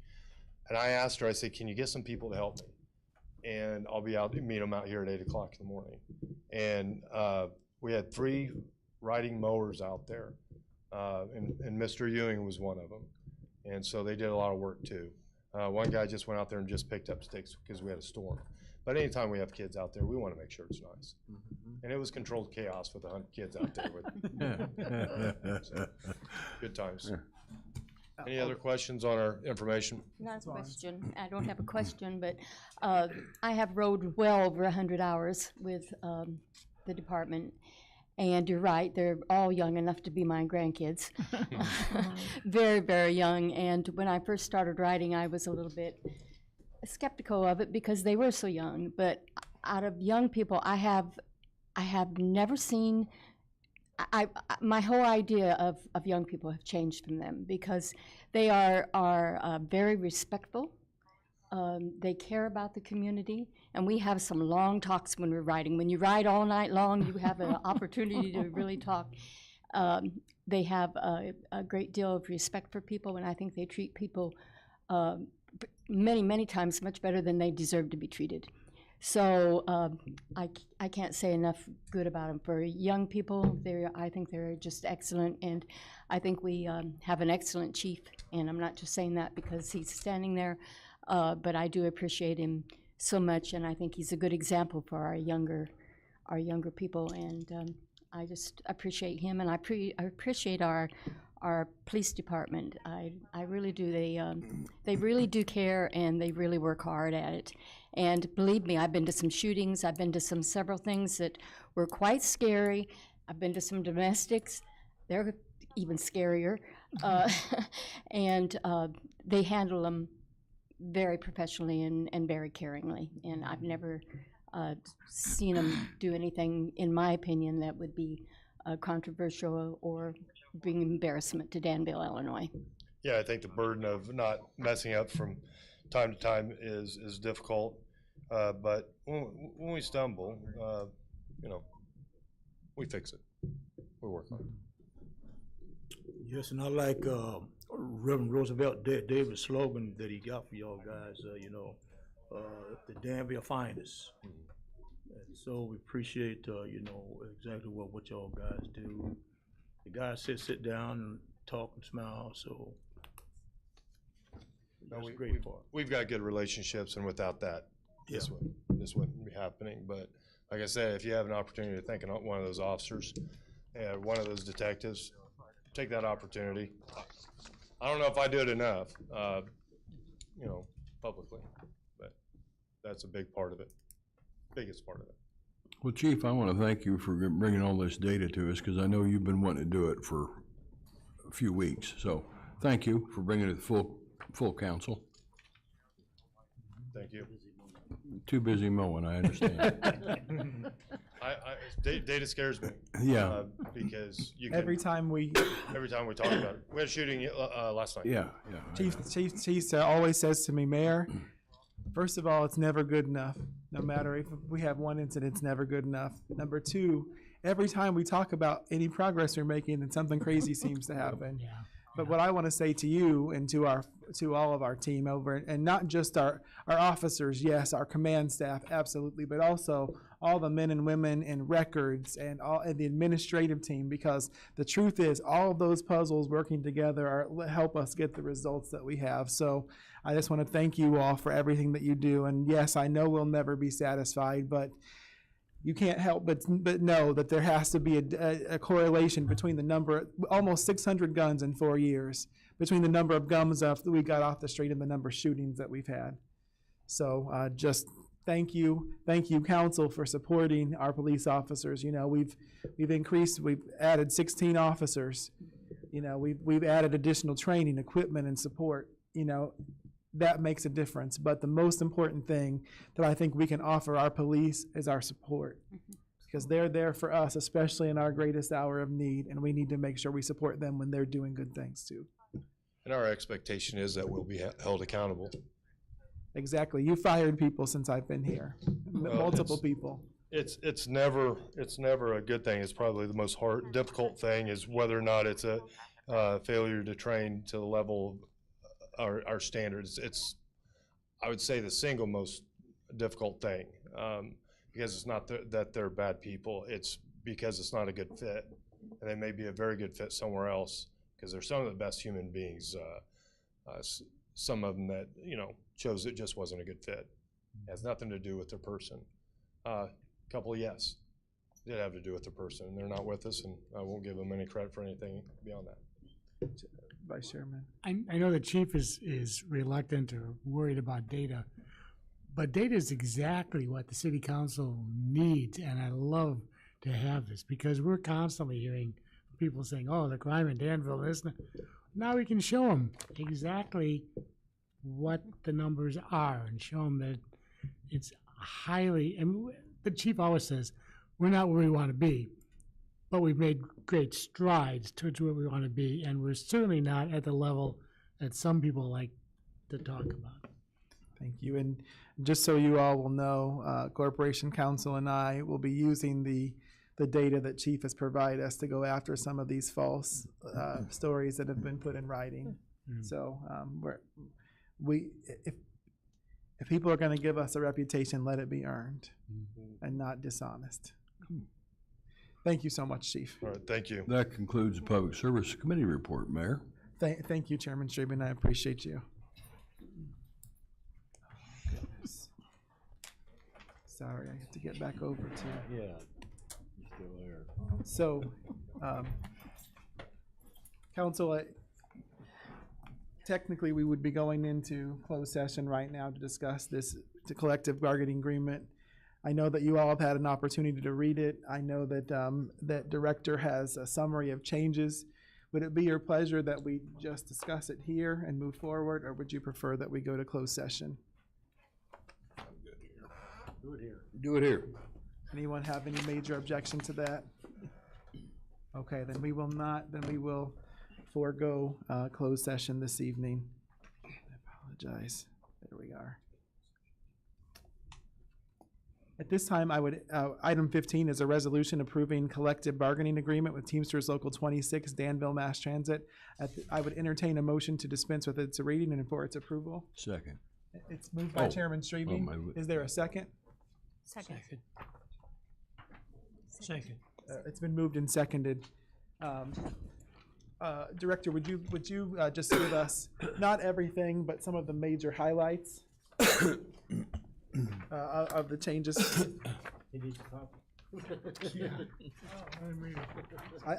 I know, Director, particularly issues around pay are one of the concerns a lot of times aldermen have. So if you could hit the highlights for us. And yes, sir. I'll start with the pay. So kind of across the board, we wanted a 4-year contract. They agreed to it.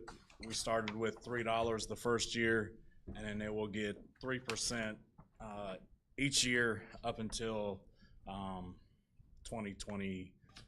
What is it? June 30th, 2028 that it would expire.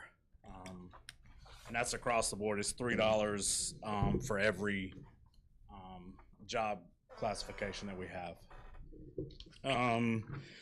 Throughout the reading, one of the changes was they went to General Teamsters Local Union number 26, Illinois and vicinity.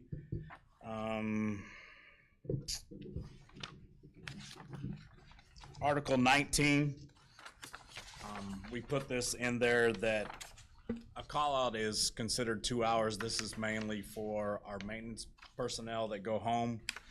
We may have a flat tire out on the interstate or something that we have to call them in for. Mayor and I discussed it, and we feel that they deserve the full 2 hours of pay at double their pay, because we've called them back after they've already completed their 8-hour shift. It's not something that happens a whole lot, but when we need them, we definitely want to take care of them. And that's commensurate with our other unions as well. We did change Article 34, the vacations. Theirs read that they would get 120 hours after 6 years and 160 hours after 12.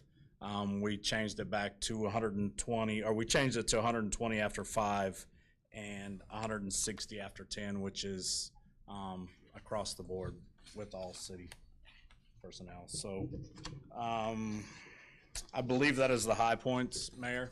If there's any questions, concerns. This was Director's first go-around, and I just want to say I'm proud of you. You handled yourself well.